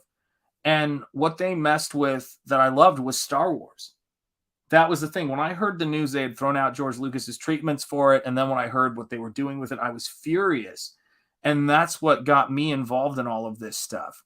And it was just one of the most serendipitous things in the world. That, how do I put it? It was one of the most serendipitous things in the world that all of these things came together. Because of Star Wars and that whole thing, I got into watching, Ethan. I didn't know who Ethan was before the fandom menace. And I'm like, whoa, he's done all this stuff in comics during the years I've been out of mainstream comic collecting. And then I saw his work, and then Comicsgate came along. And then I went, wow, I'd never really thought about crowdfunding because I'm about Ethan's age. I'm a little younger than him. And so Indiegogo and crowdfunding to me was I was not something that I wasn't a millennial. So it was not like it was something I thought of. I was like, what is this? This doesn't make sense. So to see somebody my age doing that kind of stuff, I thought, okay, well, this is something that could actually work. And at that point, I built a pretty huge fan base on Instagram of like 10 or 15,000 followers and subscribers. And so the thing that ended up happening, let me see if I can switch here to the desk cam. That's what led to me creating my 2 art books. And so this is, these are the square bound, glossy cover, rigor mortrex. This is my second art book right here. But I made these, and I think I've sent copies of both of these when I sent Ethan the sketch I did for the Cyberfrog trading card. But these incredibly high quality, awesome books were funded by Indiegogo, and I didn't fund them on Kickstarter because of what happened to John and because of what happened to your boy Zach back in the day. I know things are changing and people have different opinions about all this today, but that's who I was from the start. I was walking the walk. And then I started doing videos for Ethan, and then I started doing, but my timetable, I was doing, funny enough, going really far back. I did Red Rooster art on my Instagram back in the day. So I was always, doing this stuff. I don't remember when I sent the first videos to Ethan, but I've been in this for a while, doing stuff behind the scenes and then starting the crowdfunding of this book. I mean, this is my second book. What year did this thing come out? Yeah, so this was 2020. The first art book came out in 2019. Because I had to kind of make all the artwork for it. And then, yeah, here we are, guys. And for people who don't know, the stream was taken down, but I think it was November 3rd. God, my memory is terrifying to me sometimes. I think it was November 3rd, 2019, that Ethan talked about my artwork and showed my Instagram on his YouTube channel. The stream isn't up anymore, but that's like, it's crazier than you think. So if that video was public, I would be able to show you when I first contacted Ethan, but it's not. So I always say to people that, you have to realize that a lot of us go back a very far way with this and doing stuff. And, I don't remember the first time he started talking about me doing the videos publicly, but, it is what it is. And that's how we got here. Yep. I have a Red Rooster drawing on my YouTube. There you go. But I privated them. There you have it. I know Mrs. Zingetti is supportive. What is her impression of Comicsgate itself? She said, hi, Comicsgate, when we launched the book. So, yeah, that's her impression. Yeah, she's ride or die with me, and you guys know how I am with CG, right? So, that's it speaks for itself. Yeah, she said, hi, Comicsgate. It was not nearly as hard for her as it has been for some certain writers. But yeah, I mean, guys, you guys don't understand. She's watched all these streams with me. Everybody in my family is aware of this stuff because, when you make a decision like this, I've been married for, it's going to be, we're in our 23rd year of marriage. When you've been married to somebody for that long and she's my best friend in the whole world and she's the love of my life. Sorry to say it. It is what it is. Get a little cheesy there for a minute. She knows how important this stuff is to me, and she knows how serious I am about my principles, and she knows what motivates me. And so, yeah, I mean, I can't imagine us not being on the same page in terms of the stuff that we discuss. And Ethan has always been, he was good to me with the Cyberfrog trading card art, and all of that stuff. And I appreciate it very much, man. That's what it is. That's what it is. And you gotta want to be around the right people, Yeah. I love that. He cracks me up, man. Yeah. But I mean, that's how we've got to do it. That's how we've got to do it. I mean, it's weird because, people from YouTube, you don't like really know them as people, I mean, that sounds terrible, but in terms of with Ethan and people like that, but we try to get things done. We try to, I try to grab an oar and I try to make things happen because I take that stuff seriously. And at the end of the day, one of the things I really believe from Comicsgate is It's about Shantanjeti art and building this up and making the best art I can. CG Comicsgate is a vehicle for it is this incredible. Can't use that word, but you know what? Fuck it. We should take that word back. But it's an incredible crew of fans, an incredible outfit of fans who support art and care about all these things that we love. And, you know, the reason why I'm here and the reason why I'm doing this stuff is because I want that American dream of being able to build something you own and making it happen. Oh, good shot. I have no friends. Yeah. Well, let's, you know, that'll come, I'm hoping, right? Yeah, that's right. Ride or die, CG for life, tatted on Shantanjeti art stomach. Yeah, it's that, and it's the Virgin Mary with 2 9mm. That's one of my dream tattoos. I want a giant Danny Trejo tattoo. That's what it's about. Posse. I like that one too. But it's really true. You know, if you spend this much time with people on YouTube and you hear them talk, you kind of get a sense of what their character is, and you can't keep crazy secret. You know, and yeah, check out Paulus Art's channel. Absolutely. Syndicate. I love Syndicate as well. Hat Group. Amen. Regulators. Yeah. Gotta love it. Yeah. I guess I'm Chavez in that case. CG is my mistress. That's right. Pugilists. Hell yeah. I love boxing. You guys know that. But, you know, I just want you guys to remember this, that when we're looking at these campaigns and we're looking at where they went and we think about Cyberfrog 2 crossing $1 million, what are my dreams? My dreams are to make this thing as big as I possibly can with my own artwork and do this. But along the way, and I'd say this to anybody who is interested in Comicsgate or who's been here for a while, I have clearly, I've put in way more than a couple hundred hours making videos and doing things to promote Comicsgate and to help out any way I can with the stuff Ethan does on his channel. I know there's a lot of people who have done that kind of stuff too as well. And I love trying to promote stuff. That's why I play all those trailers at the start of the stream, because I want to promote people's work. You know, I want to help Comicsgate move forward. And yeah, amen. Comicsgate does work. Yeah, you know, and listen, 80s made, I'm not against the idea. We might need to do that. You know what the scary thing is? If I were to ever put that as a stretch goal, I would do it. That's the scary thing. That's why I won't put it as a stretch goal. But because I'm one of them people. You know, I'll do it. It's one of those things. But yeah, I mean, it's kind of a strange thing because, you know, I do all the things that a lot of Comicsgate creators who are my age do. You know, I go for walks with my wife. We talk about this stuff. We talk about our family. We talk about how do we conduct ourselves with integrity. And, you know, in my particular case, I can assure you I've prayed for guidance about all of this stuff. And I think that, you know, for me, I've just never had that capacity to know the right thing to do or to know that something is not the right thing to do and just keep doing it. I just can't do that. You know what I mean? And, it's like, yeah, it's really hard to describe, but I just, I've had tougher times and I've had tougher consequences for standing up for things I believe in, you know, like getting my ass kicked is one good example.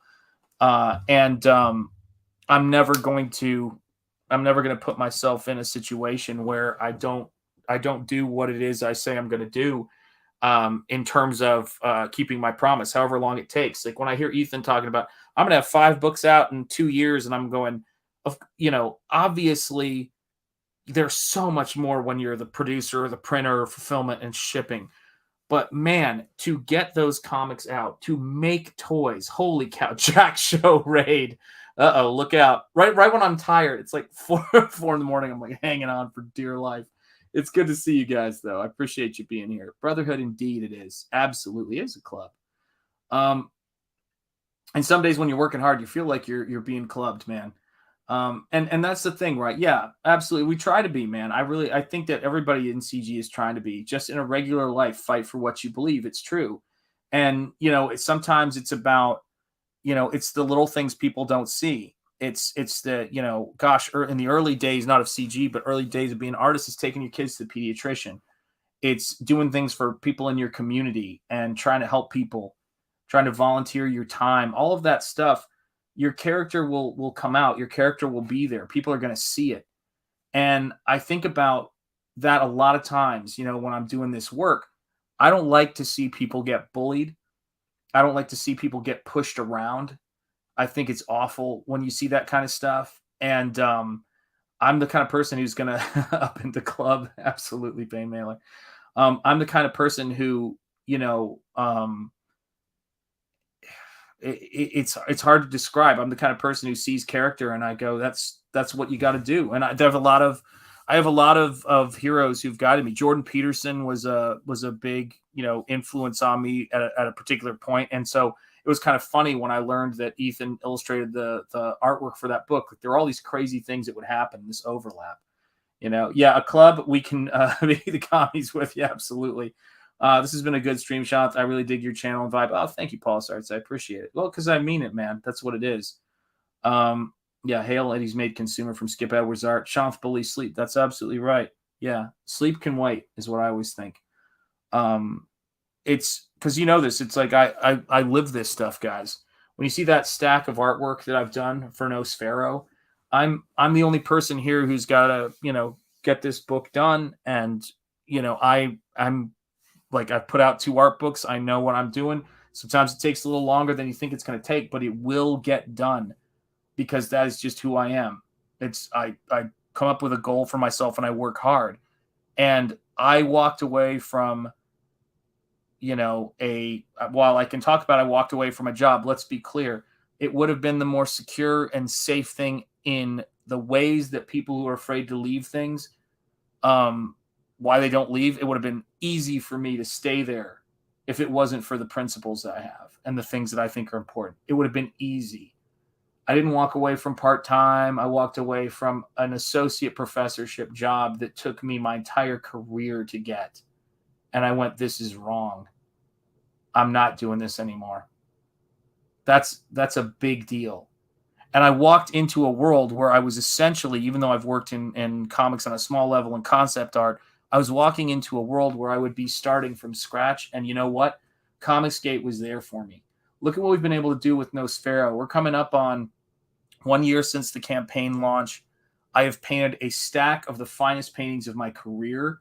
This book is coming together more beautiful than I possibly could have imagined. And we're almost to 30K. And I want to keep going. I want to make this thing big. Obviously, the book is going to be, you know, painted. And then I get to, hopefully, if we get to 30K, get it to Eric Weathers for lettering. But guys, working my tail off for this stuff. And 2 years or 3 years ago, but definitely a year and a half ago, I had a life where I was a college professor doing what I do. I had a whole career that I was working on. But you got to have principles, guys. You got to have things you believe in and things you want to get done. And you got to be able to sleep at night and look yourself in the mirror. And that's it. I won't teach racism to anybody. It ain't going to happen. I'm not going to teach people that white people are evil. I'm not going to teach people that this country is evil. And I'm not going to teach people to be crazy and not focus on skills. I don't want any of that.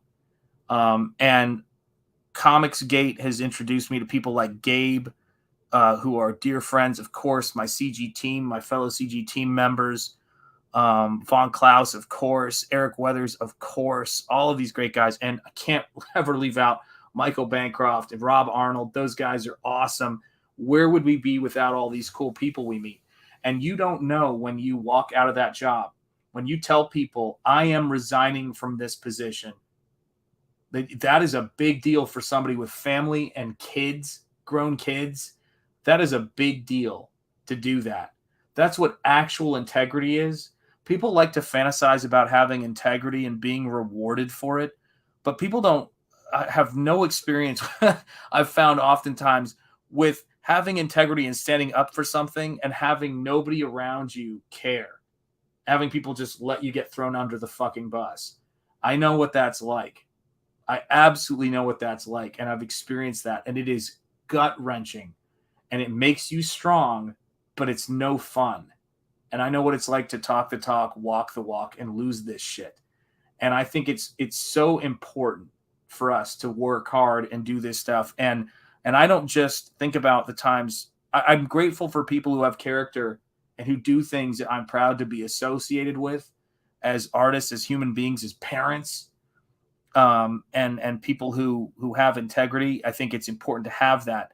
And I just think it's important for us every now and again to take a little reminder, take a little reminder of that when people look at Ethan and they ask the question, could Ethan be doing more for people? Why isn't Ethan, guys, watch those videos. If all Ethan ever did was do what he's already done for Comicsgate, that's more than you could ask.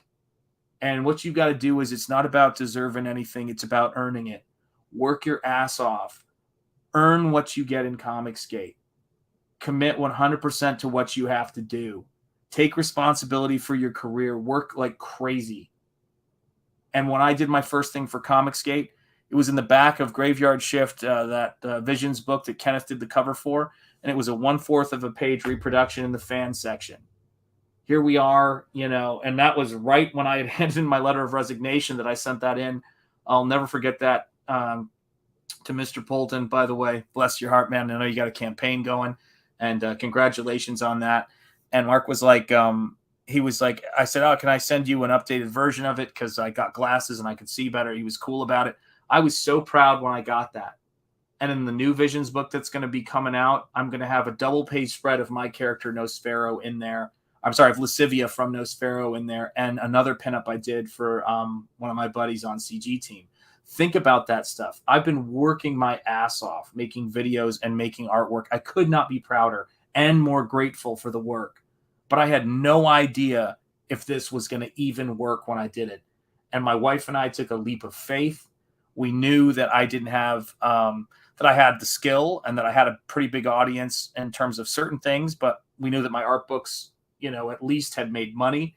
And if it wasn't for you guys, and if it wasn't for Comicsgate, it would not be what it is.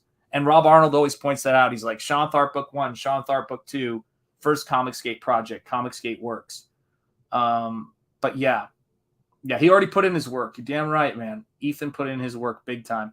Important, you are not the only one guarding your career. Ain't that the truth? Yeah. You guys are too funny. I don't know what that means, but I like the Aussies. I do too. Shocked EVS is not more exasperated for everything he does and has been through. Well, he's a strong guy. He doesn't have a brittle spirit. I don't either. I don't have a brittle spirit at all. And I thought about that the other day recently. I was thinking, man, some of the shit I've been through. And that's true for a lot of people. I don't think I'm alone in this, but man, there's just certain things like quit that I don't understand. And I know my brother, the groomsman, said on that stream that he came on a couple of weeks ago, he said, and I'd never thought about that until you said that, man. I appreciate you saying that, where you said, I don't have any quit. Not having quit doesn't mean that you don't have moments where you think, how the hell am I going to go on? It just means you have those moments and you keep going. That's all it means, guys. That's why Nosfero exists. That's why I haven't quit the 1,000th rejection letter. I mean, all of that stuff. I just kept going and going. When I found an artist who was better than me, I tried to get better. Oh, Mark Polton, I thought you were handing your resignation. No, I didn't hand in my letter of resignation to Mark Polton. I handed in my Visions piece of Lilith. Actually, I think it's right here. Yeah, I think I keep it next to my desk because it's a fond memory. It's the first artwork I ever had published in Comicsgate. Was for in John Malin's Visions book of Lilith, the Lilith Visions book, and this was my my painting I did in there. Traditional media. It's not my favorite thing I've ever done. I wish it had been better, but here it is for those of you guys who were curious about that stuff. And I started, when I came up with the idea for Nosfero, I'm like, I'm doing a Comicsgate book. That's it. John Malin's Graveyard Shift, Omega Storm, you bet. I had fun doing a Shanth cut, which he, of course, because in CG, people let you know. People to actually give you credit for the work you do. God bless them. And it's called on John Malin's channel. It's like the Shanth edit or something. It's really funny. But yeah, I had fun working on that. I didn't say that. I said you don't have any sense of reality. Oh, that's what it was. I forgot what it was, Grimsman. Yeah, quit is a 4-letter word. That it is. Oh, geez, I can't even read that, Mason W., but God bless you. I appreciate you. Thank you for that. That's really nice. Oy vey, you guys. Yeah, man, I mean, absolutely, Grimsman laugh out loud. Yeah, man, I mean, it's we don't have a lot of time, I would say, just in general, and it's important to enjoy, enjoy people, enjoy the things you have around you, the good people around you who support your stuff.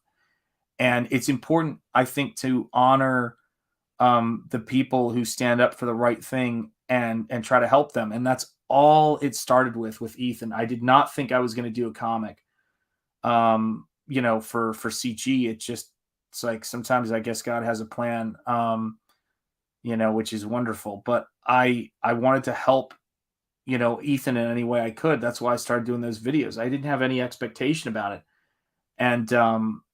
And yeah, when he showed my art on stream way back then, which I wish that stream wasn't privated, because it would be really cool to be able to show people how long I've been doing this shit. It's because I wrote him a letter, and told him about my artwork, and just said I did 2 art books because of you, man, and or I'm working on my second art book because of you.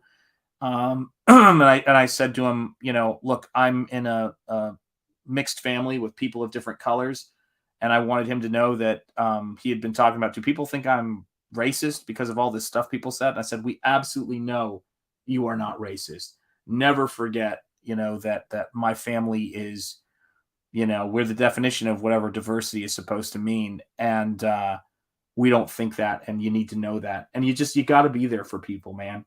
You got to support people who do good things. And Andy Smith, by the way, yeah, John is the new Jim Shooter. He's the original John Malin. That's what's great about John. But Aaron Lepresti's Wraith of God, yeah, take that. Take the compliment, Mrs. and Jetty, forever and all time. Yeah, absolutely. Yeah, she does. She tells me to take the compliments. I'm working on it. I'd rather have somebody, hit me with a bottle, but it is what it is. God bless you guys. Yeah, Andy Smith, I'm going to be having him on the show. The plan is on Thursday. Yeah, it's great. You guys know this. Andy Smith did the cover and worked on the cover for my first professional job, which was Threshers. That was when I was 17 years old back in 1994. That's how far back I go with this stuff, with comics and with so many people in CG. It's just, you want to talk about feeling like things are meant to be, things are meant to happen. How crazy is that? That I'm going to be, that and I ended up talking to Andy about camera setups not long ago, and audio setups. I mean, how weird is that? You just meet people. Yeah, Shanth, to move from private down the list so you can clip it. Yeah, I mean, he can send me a link to it at some point if he ever does that. I get it. I don't take compliments well either. Yeah, I mean, but it's funny. I don't either, but I'm grateful to the chat, and I'm grateful for people who bust my balls about it, because I'm getting better at it. And I think you have to. I think you have to have, if you're going to take the risks, and if you're going to stand out there and you're going to stand up for people when they have character, you have to be willing to stand up for yourself and acknowledge when you yourself have character. And I know I do. I know I've made hard decisions that other people do not make, and look the other way when there's a time to stand up for things. A lot of people sit back and wait, and they don't want to put themselves out there. And I put myself out there, my name out there with stuff to lose. And I walked away from security, because I always think of that I think it's the Ben Franklin quote, that people who would trade their liberty, I think it is, for security, deserve neither. It could be for free. I think that's what it was. Liberty, not freedom. But anyway, it's so true. Yeah, it has been a great year for CG, and Coach predicted it. He said 2022 was going to be our big year, and he was absolutely right. Dang, 17 and working in comics. Yeah, I did my first pro job at 17, and I had just, I hadn't just turned 17, but I was a machine. I did my first self-publishing. It was Liberty. There we go. Thank you, Paulus Arts. I appreciate it. Thank you, guys. Yeah, absolutely true. Yeah, we bust balls because we care. You absolutely right. Beware when we grow silent. Amen. Yeah. Deflect with comedy. That's the key. Yeah, I self-published my first comic at 14, second one at 16. Actually, I can't even find. I was looking for it the other day. I have a copy of the first comic I ever did, and I used to have it in the bookshelf, and then it disappeared. And I was like, where the hell did I put that thing? And I can't ever find it. But I'll have to track it down at some point, because NARWHAL wants to have me on his channel to talk coming up soon. And yeah, I love having people like NARWHAL on and selling 5 copies of their comic book while they're on. That's the stuff I enjoy.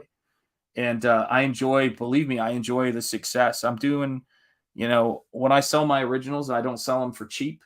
You know, same with my head sketches. People who buy those painted head sketches for $300, just know that there's nobody out there who's getting original artwork from me for a full painting for $300. Just multiply that a couple of times and you'll understand what those big paintings is. Yeah. What did John said? We care in quotes. Yeah, I know it's brutal. Yeah, it's better to die on your feet than live on your knees. And I think that's definitely true. And I also think that that people grow and you help people by, leading by example. Shanth, could you republish your first comics? Oh God, I couldn't bear it. I'm not as brave as some people are. Ethan, when he did republish the old Cyberfrog stuff, and I know Todd has shown his old stuff. I mean, we'll see. I don't know. That would take like a stretch goal of $1 million for me to be able to bear the pain of that. Yeah, I know you have it, Groomsman. I know you have that stuff, man. Yeah. The Groomsman isn't there. The Groomsman is my archivist. I have a joke that I said with my wife, said to my wife once, that if it wasn't for her and for the Groomsman, there would be no photographic evidence that I lived during the college years, because I just don't take pictures of myself, man. I don't. It's not my thing. I have very few pictures, so it is what it is. It's a crazy thing, but crazy is what I do best. Yeah, I first heard that quote from Magneto. There you go, Groomsman nerd. Yeah, that's how it goes. But I love Comicsgate, and I love the stuff that we're doing here. And I'm like I said, I'm not one of those people who's gonna be like, oh yeah, and I was Comicsgate back when it was Captain Cummings and your boy Zach. Nah, I was Fandom Menace. I've always been I've always been into comics. I've always been a comic book artist. Sometimes it's driven me crazy, but the industry thing and the freelance jobs have always been, come and go. And there was never that moment until Comicsgate came along. And it was just, it was where preparation met opportunity. And it was where, there suddenly was this movement in art where having a lot of skill, a lot of discipline, and a lot of integrity all came together and made something a perfect fit for me. And that is not often the case in the arts. And so got to be grateful for it,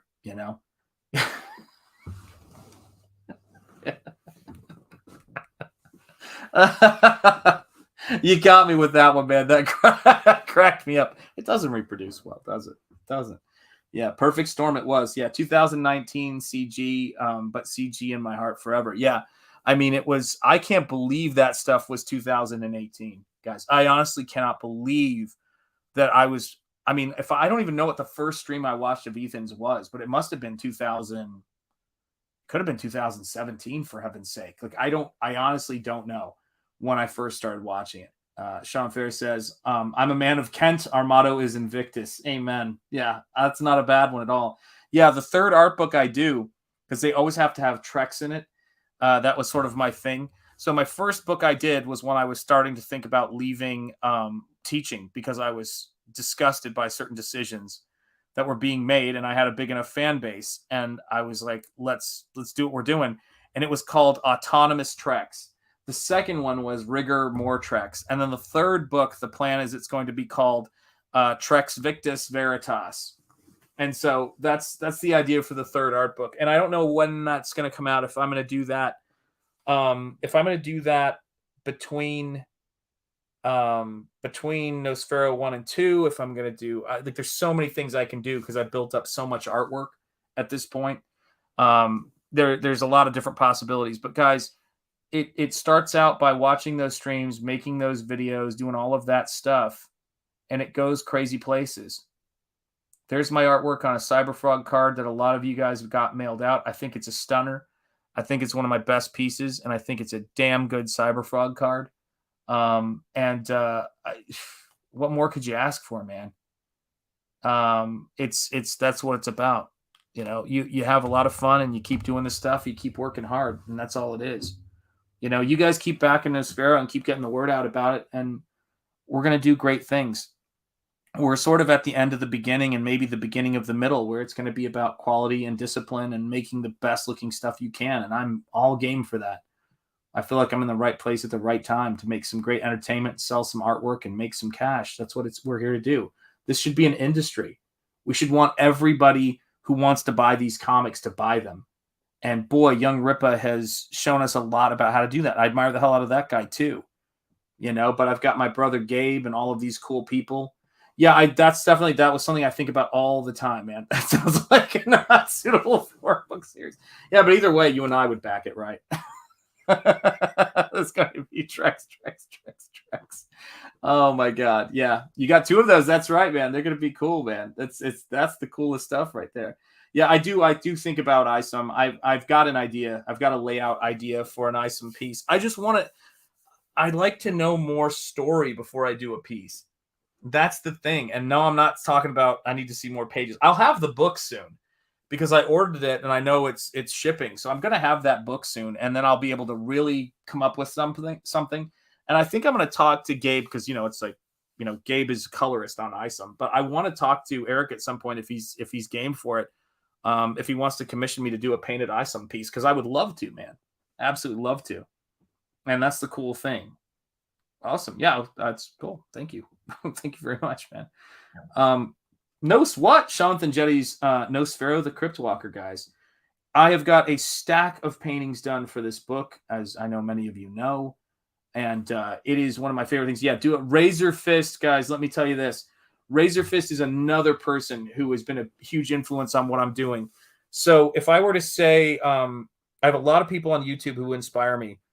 But if there's somebody I go, wow, that person really is it. And I love, all of the Comics Gate streams. I enjoy those a lot.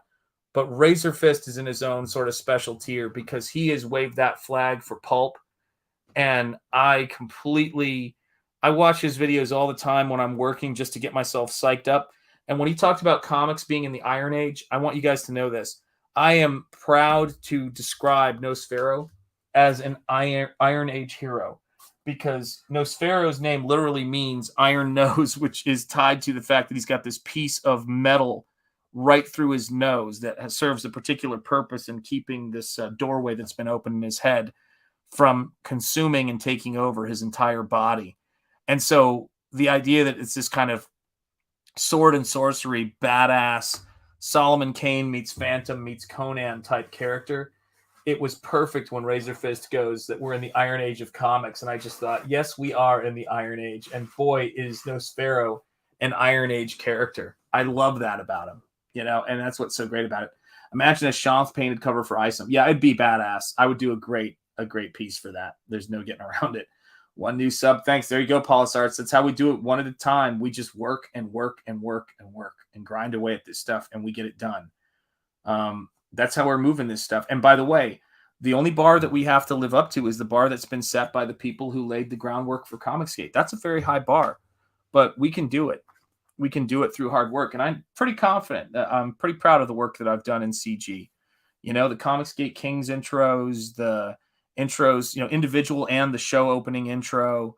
I've just done a ton of stuff and I enjoy it. And not everything I do is going to be great or be used, but I always try to put stuff forward to make this a fun place where people can come to and make stuff look as professional as I can. And I've been I've been treated very well by the people that I work with and I hang out with. Everybody's been great. I promised Michael Bancroft, and wherever you are, Michael, you might be in the car listening to this, but he knows it's true. And I've done it almost without exception. I told him, because he helped me launch Nosfero on his channel, I told him, yeah, absolutely. Amen, Paulus Arts. Yeah, absolutely. Absolutely. I told Michael, I go, until that book launches, I will play the trailer, the teaser trailer, and have that email list. I will play that first on my stream. It will be the first trailer that I play on every stream I do until that book is launched. And I've kept my word on that. It's like there's been a few times when I haven't played any trailers or if there's a special show, but every regular stream I show, I play that trailer first because that's what it is. Let's see. What does that say? Shanth, would you come up with a DI outro, please? A what? I don't know what that is. Am I missing something? What is wrong with me? What is it? I'm trying. My brain is pudding right now. What is the intro? Why can't I come up with this? What is wrong with my brain? Skip Edwards' YouTube channel. Oh, Double Impact outro. Yes. God, I'm tired. Yeah, I should come up with an intro for that. Yeah, I definitely should. And that's another thing. Yeah, like the first intro that Gabe did was great, and then I photoshopped that piece together of us from the Double Impact poster. But when it came time when Jericho was on the show, that was a day or so to have just something fun. Have him slide in the Steven Seagal Marked for Death jacket. God, I mean, we're having a great time, but it's hard work. Minnie, Gabe's daughter, who is an amazing stand-up comic, she gets all of those screen caps for us that we show on the show. I mean, we work hard. Jericho's always preparing. The people who are going to see the most success in Comicsgate and frankly in any of these things are not, they're chasing the work. They're just working hard and they're working smart and they're learning the stuff. Yeah, triple impact. That's what I love. It's a double impact, triple threat. It's kind of like we're throwing numbers in there. There you go. We're just throwing random numbers. Nosfero has a piercing through the bridge of his nose, Aztec style. Yeah, I love all that kind of stuff, that kind of aesthetic. And I wanted him to look utterly savage. You know, like I wanted him to be I call him Nosfero, the supernatural hero. So he's not a superhero, but he's a superhero. He's a supernatural hero. And, but I wanted him to look like he'd be terrifying, particularly in this era that he's existing in. That if you saw him in, somewhere in, a quasi, fantasy Europe, you would be terrified. You would think, I have just stumbled upon, he's basically, he looks like a kind of pirate type character, except for he's a hero. He's terrifying. And that's what makes it so fun. He's got that badass quality to him. We see him, he's not screwing around because he's kind of like got a giant piece of metal driven through his nose. You know what I mean? It's like, and this is not something that everybody has during this time. This isn't the Conan era. You know what I mean? This is like the, the Hammer horror vampire era, Technicolor. Yeah, yesterday, Double Impact seemed to be screen capped by Gabe himself. Yeah, it must have been. Yeah, that's very, very likely. James Lee's The Steins, do check it out, John says. I'd be terrified of Nosfero if I ran to him in a Chattanooga tunnel. Yeah, you would. Yeah, that's all. Those experiences do inform him. All those experiences I had coming up definitely inform the stuff I do, but then so do the new experiences and the stuff I love about art, man. I mean, that's what it comes down to. Laurel and Greylock and the werewolf. I mean, come on, guys. It's like if Comicsgate is going to have a lot of werewolves in it, and I love werewolves, then I'm going to have to try to do the best werewolves on the world, and I think that's what I'm doing. I'll throw down. I will take the Werewolf Pepsi challenge with anybody in Comicsgate. And I love my fellow Comicsgate werewolf lovers, to be clear.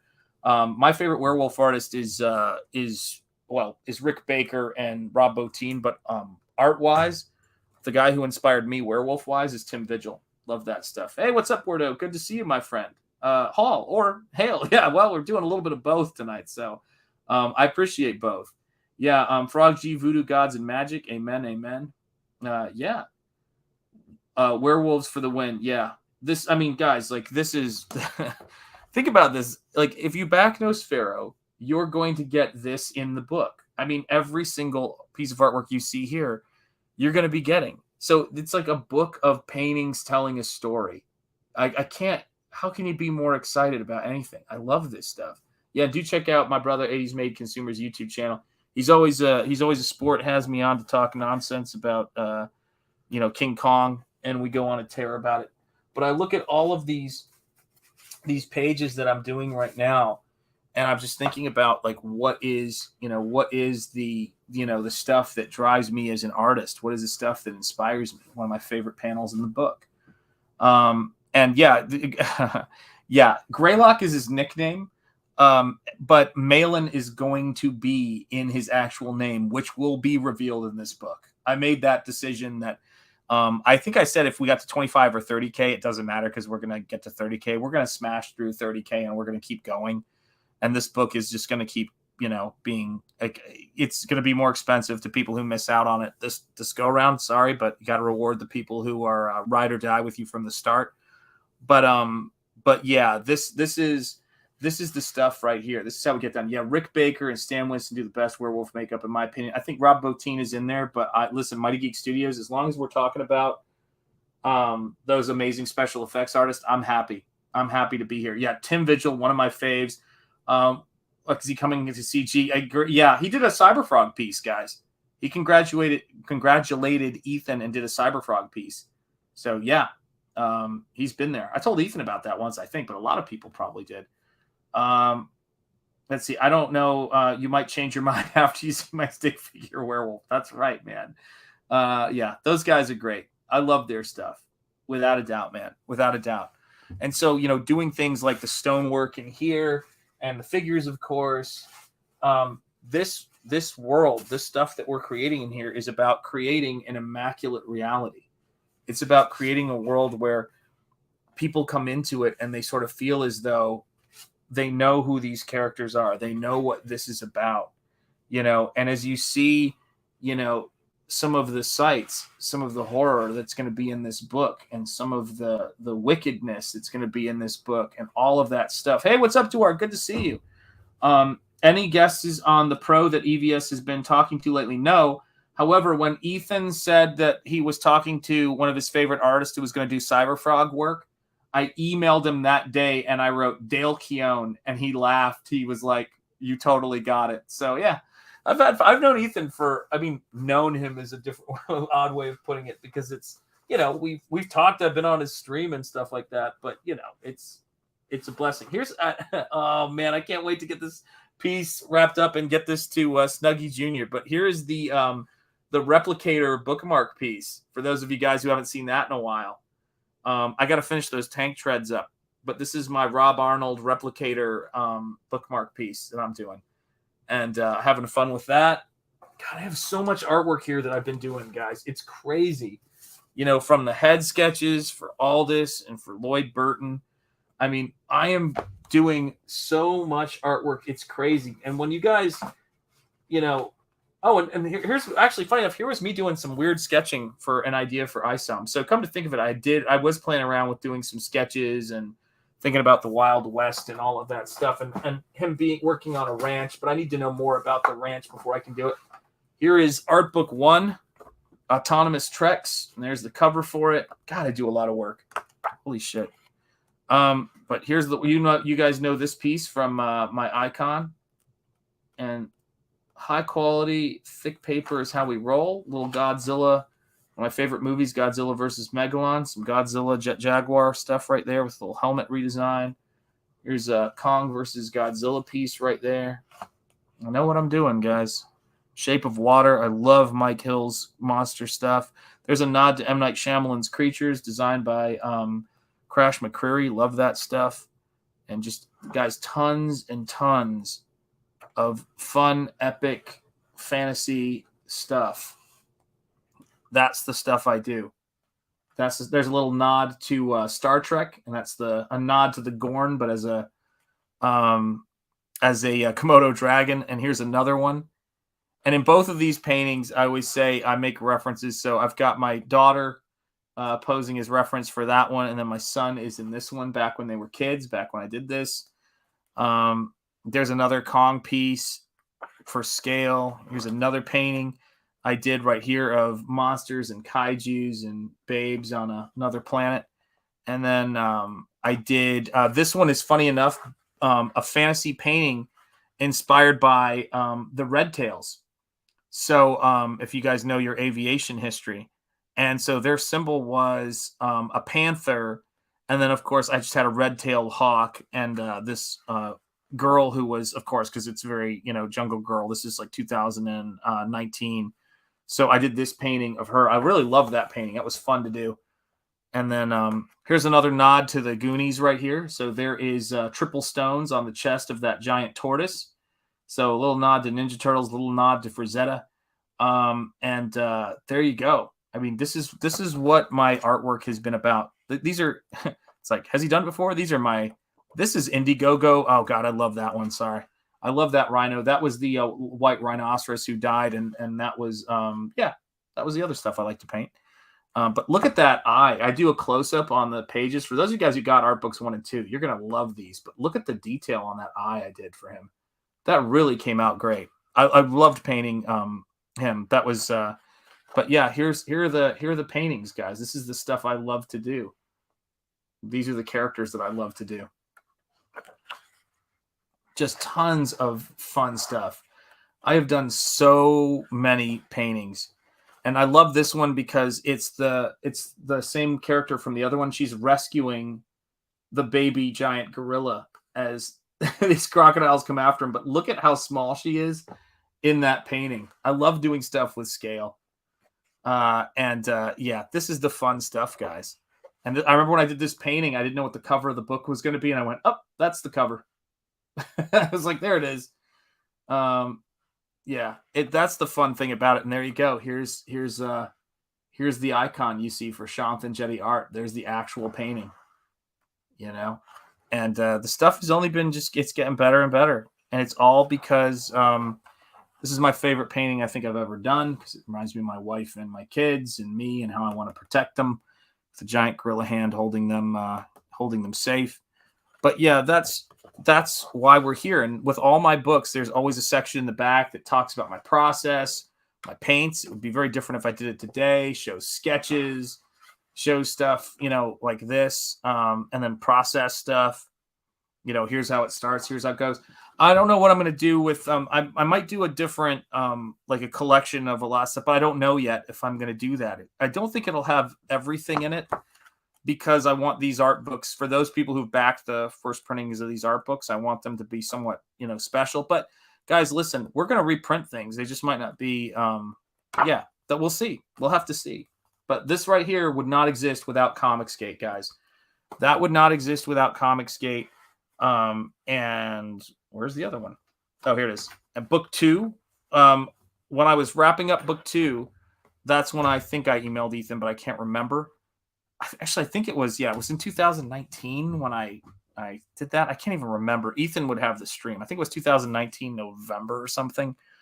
But who's to say? But yeah, these are my first 2 books, and I've done this before, and this book that I'm working on right now is one of the best things that I've ever done.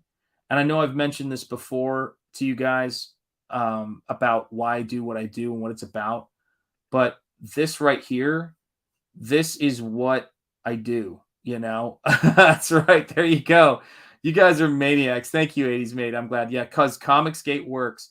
Yeah, because in Comicsgate, guys, and this is the thing, not only does Comicsgate work, but Comicsgate artists work.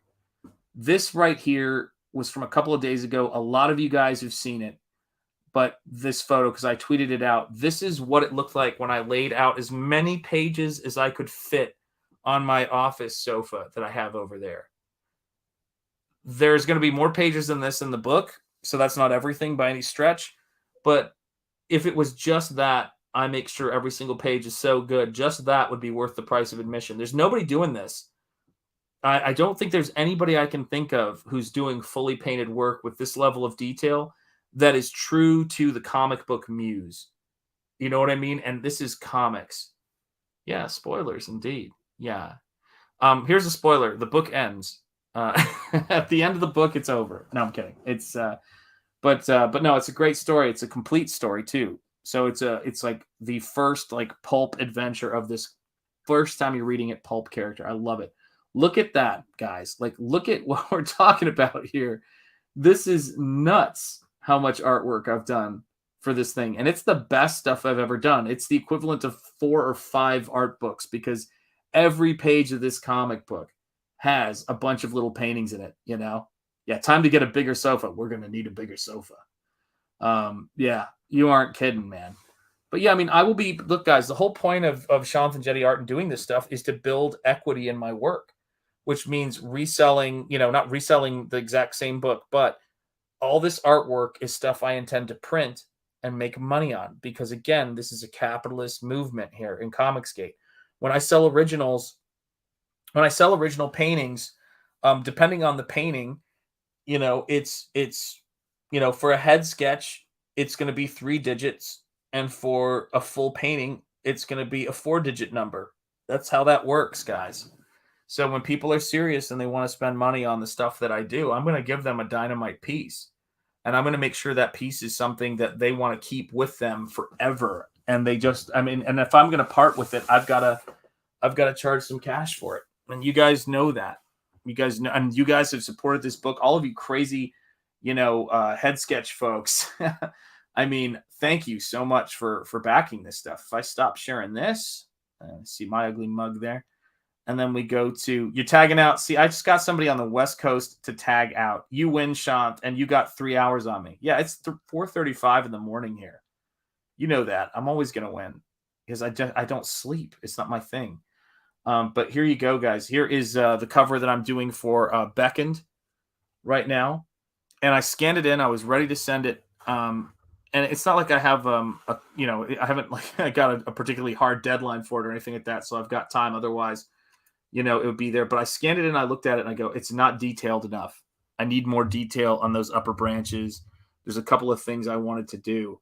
But this is what happens, man. And take care, groomsmen. I love you, brother. Sleep well and give my best to the family. You know how it is. Shant, how much has your art skill improved now that you're going over fundamentals? That you're not going over fundamentals teaching repeatedly? A ton. Yeah, a ton. This is my life now, and I give everything to it. It took me a while to realize mentally that I wasn't going to be teaching, and I wouldn't have to do all of that stuff. Take care, brother. So it took. Yeah, I don't even look tired, do I? Yeah, because I don't need to sleep. It's not a thing of mine. My skills have improved because I'm focusing on what I need to get done, and I'm focusing on my backers and my customers. You know what I'm saying? And that's it. I look at my heroes are people like Eric July. I think I really how do I put it? Heroes, it's weird because you don't really have heroes at this age. Like, I mean, my heroes are people like my late father-in-law and stuff like that. But you kind of have to, be your own hero in a certain extent. But it's not even like that. I mean, yeah, it's hard to describe. But people I deeply admire are Eric July, because Eric July, I admire him for his work ethic. I admire the shit out of Todd McFarlane for his work ethic. I mean, the guy doesn't stop. And that's the stuff that inspires me. And so when I go to do work, you got to have like an extra gear that you can click over into to work your ass off and really get it done. The amount of multitasking Ethan has to do to put out Cyberfrog and all of that great stuff. Everybody sending love to Groomsman, man. And do action figures. There's a lot of stuff involved in production. And I am one person in one room doing this entire thing and streaming and doing it. Like, you got to really want it. You got to do it. And it's so different to try to run your own business and be the person who is digging the ditches, man. That's what it is. You're sitting here and you're like, okay, I got to do this. And I sometimes I'll say to my wife, like, I need to go for a walk, or sometimes I'm, like, let's take a walk so I can just kind of clear my head and then get back to work. But I also tell her that when I'm in a groove and I'm painting, tree texture and highlights on all this stuff to make this stuff happen, I've got to make sure I get it done. I've got to make sure that I'm in the zone and I'm able to create. And up here, I like these forms. I like how these forms are coming together. There's a lot of this stuff in Nosfero, as I know you guys can imagine. Let me see if I can get that to focus, because it is out of focus. Let's move it up. There you go. It's trying. I like these forms, but there needs to be more detail in there. Just a little bit in a couple of select places. I need to get some more detail in there. That's big. But it's funny, when it comes to things like, I was thinking the other day, am I going to ever do a piece for the Rippaverse and things like that? And I go, you know what? If it's meant to happen, it's going to happen. There's nothing I can do to stop it. If you had told me about the Cyberfrog trading card, or I think probably my favorite thing that's happened in the last 6 months was when John Malin reached out to me and said, hey, I want to commission you to do a double page, or to either a single or a double page spread of your characters. I mean, and I had a huge breakthrough working on that Malin piece, that double page spread. Huge breakthrough on that. It actually improved the Nosfero book because I did that double page spread. Yeah. Rippa doesn't break the mold. He evaporates it. He absolutely does. And in honor of Rippa, shout out. you know, and Race Your Fist too, man. Those are two of my guys that I watch when I need to get amped up and get going. I'll watch Razor Fist talk about becoming the culture and talking about Pulp and talking about Solomon Kane, talking about all that stuff. And I will watch Ripa when I want to get fired up, because that's the way it is. You know, it's like I listen to music or I listen to stuff like that, or I watch action movies, of course, as you know, from Double Impact. But yeah, I need to get fired up to work. That's it. Oh, that's why those production boards have the little X's in the corners for focusing. Yeah, there you go, man. It's all about that. It's all about that focus.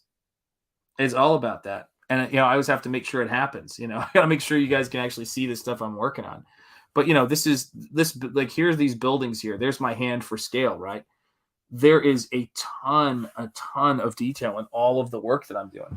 When I did the piece for Mail-In, and the person who I'm doing this for, Jeremy, there's a lot of Jeremys in Comicsgate, by the way. The person that I'm doing this for, the Beckon cover, is purchasing the original. And so that's another factor that goes into it. But when you look at the piece I did for Mail-In, and you can see the and Mail-In, John was gracious enough to let me work on it on stream. But look at I actually had a breakthrough and figured out that's a great shot right there. But I had a breakthrough on how I wanted to approach painting the snake scales. Do you know what I mean? Yeah, Lord Crackhead 33. We love Lord Crackhead 33, man. My brother Jerry is another person I can't imagine not knowing in Comicsgate, man. He's another person. And it's great, you know. All of you guys are great. We've got Jeremy Burtz. We've got Lord Crackhead 33. We've got just so many great people, man. And but you know, this was a hell of a piece to do when I was doing the stone texture on that. That was the thing that made it so fun. And I was like, I need to do more of that. I need to do more of that in Nosfero, man. Yeah, that's right. That's my violin teacher. Holy shit. Yeah, I've done my Jeremy's runneth over. I've done pretty well, man, in life with all my Jeremy's, you know, but it's like, just work your tail off, man. Work your tail off for this stuff, and good things will happen, you know. I don't know if you guys should see those layouts, or should you? Like, I have stacks of artwork here, you know, because I work my ass off. I mean, 2 books of artwork. I actually told my Nosfero bro, Narwhal, I said to him, because I showed him the photo of all my paintings, I said, Narwhal, I want you to take a photo of all the books that you've done. You know, all of the books that he's put out. I think he's at something like 11 books he's done between his Narzak stuff, his own books, and all the things he's worked on. So I'm like, yeah, take a photo showing all the cool stuff that he's done. That's really what it comes down to, is showing people that what Comicsgate is about is actually hard work. That's all it is. As Floyd Mayweather would say, hard work, dedication. That is what it comes down to. We make so much artwork. We make so much stuff. Don't worry, we'll get Jeremy the Violin Teacher. That's right. Yeah, you get them. You got to get them. We gotta support all these people, all these cool creative people who help us, you know? And, you know, there's nothing that you can't do if you just throw yourself into it and just make it happen, you know. But you've got to have the skills and you got to have the discipline, and that's what it is. I know about stacks. They talk a lot about them in rap music. I would also say when it comes to pancakes and waffles as well. But, you know, we started out this stream working on this stuff. I was working on it earlier with another Comicsgate and, you know, friend of this space, as Eric July would say, Anna, that Star Wars girl. Shout out to her. It's just fun to meet people who paint and do artwork. It was funny. My wife was doing artwork across the room for me in the studio because she's also an artist and graphic designer while I was on that stream. And we were just laughing. We were like, this is what we do. We just sit around and make artwork and bust our asses. And that's it. You know? Yeah, Waffle Lodge strong. Hail, right on, John. Don't ever forget it, guys. But yeah, so let's keep having fun. Let's keep kicking ass, you know, and we'll get this stuff done. I hope you guys, you know, have enjoyed this stream. You like that little walk down memory lane and seeing some of the early humble beginnings of All Caps Comics, Ethan, and the stuff that he's went through. And I hope you guys feel inspired by CG. And I hope you feel inspired by all this stuff that we're doing here, because it is great stuff, you know. And I wasn't sure I was going to do a stream today after, I streamed with Adam. That was fun. And I was like kind of going, and my wife and I were hanging out. We were talking with the kids. And I was like, you know what? I need to do a painting stream because I haven't done a painting stream in a little bit. And here we are almost 4 hours later talking Comicsgate, talking painting, talking art, talking all our ambitions because, I didn't come here to do this halfway. I came here to make great shit and to make this the biggest success I possibly can for me and my family. And thank you guys for joining me on this ride and being so supportive. You know what I mean? Because Jonathan Jetty art is just getting started and the work that I'm doing here is just getting started. So is Nosfero. And so just hop on, hold on tight, and let's kick ass and let's make some great stuff. And I have absolute confidence. And all we need to do in Comicsgate and all that I'm going to do going forward is this. And when I told my wife I was going to do a CG book, and I told her that I was going to go for this is Mrs. Ingetti right here. This is her high Comicsgate. She gave me this card and said, proceed as if success is inevitable. And that's what it is. That's what you've got to do. You can't have any of that doubt in your mind. You just got to work your ass off and keep moving forward. So I want you guys to do that, whatever you're doing and whatever you're doing tomorrow, whatever you're doing today, man. I know that source, says John. There you go. So yeah, let us know, man. Proceed as if success is inevitable. Be the best people you can be. Do the best work you're going to be, not because other people are looking, but because you know what you're supposed to be doing. And that's what's great. And that's what we do, man. That's what we do here. So guys, I'm going to play us out with a song I wrote for you guys, because again, when I it's like go big or go home. If I have to compose music, whether it's a G4 remix, or any number of things that I've made, or many things I've done, I'll do it because we're here to have fun, and it's what it is. Pray as though it's already true, and absolutely, it's in the Bible. There you go. It is the Bible. Can't say any better than that.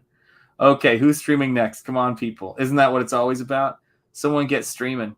Oh, I'm glad to hear that, guys. Thank you so much. Well, we stay positive. We keep working. While they sleep, we work.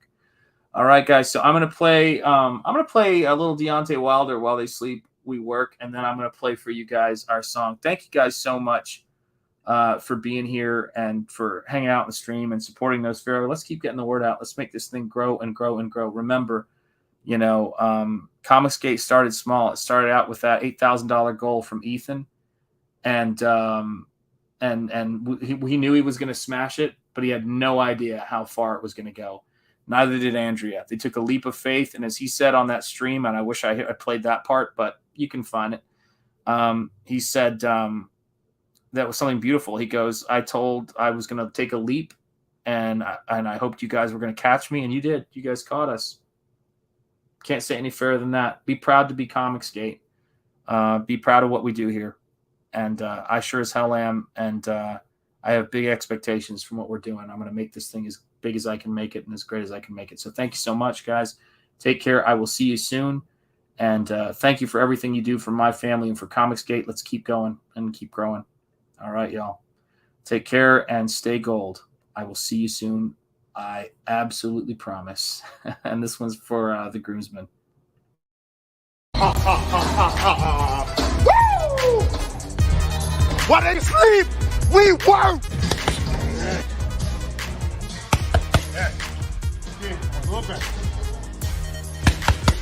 While they sleep, we work. Here's a little something for you busters. Yeah. You're not even learning anything on the street. Yeah. You think I'm stupid, son? Yeah. You know what I'm trying to say to you, boy? Yeah. Do you? What's up with that? Look at me, damn it! Y'all cowards don't even smoke crack. What's up with that? You smoke crack, don't you? Y'all cowards don't even smoke crack. Look at me, boy! Hey to you. You smoke crack, don't you? Don't even smoke crack. You know what that does to you? Huh? You smoke crack, don't you? even smoke crack. Go on and do it expeditiously. What's up with that? It kills your brain cells, son. It kills your brain cells. Don't even smoke crack.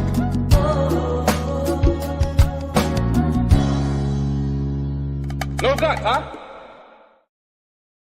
I apologize. I forgot you were there. You may go now.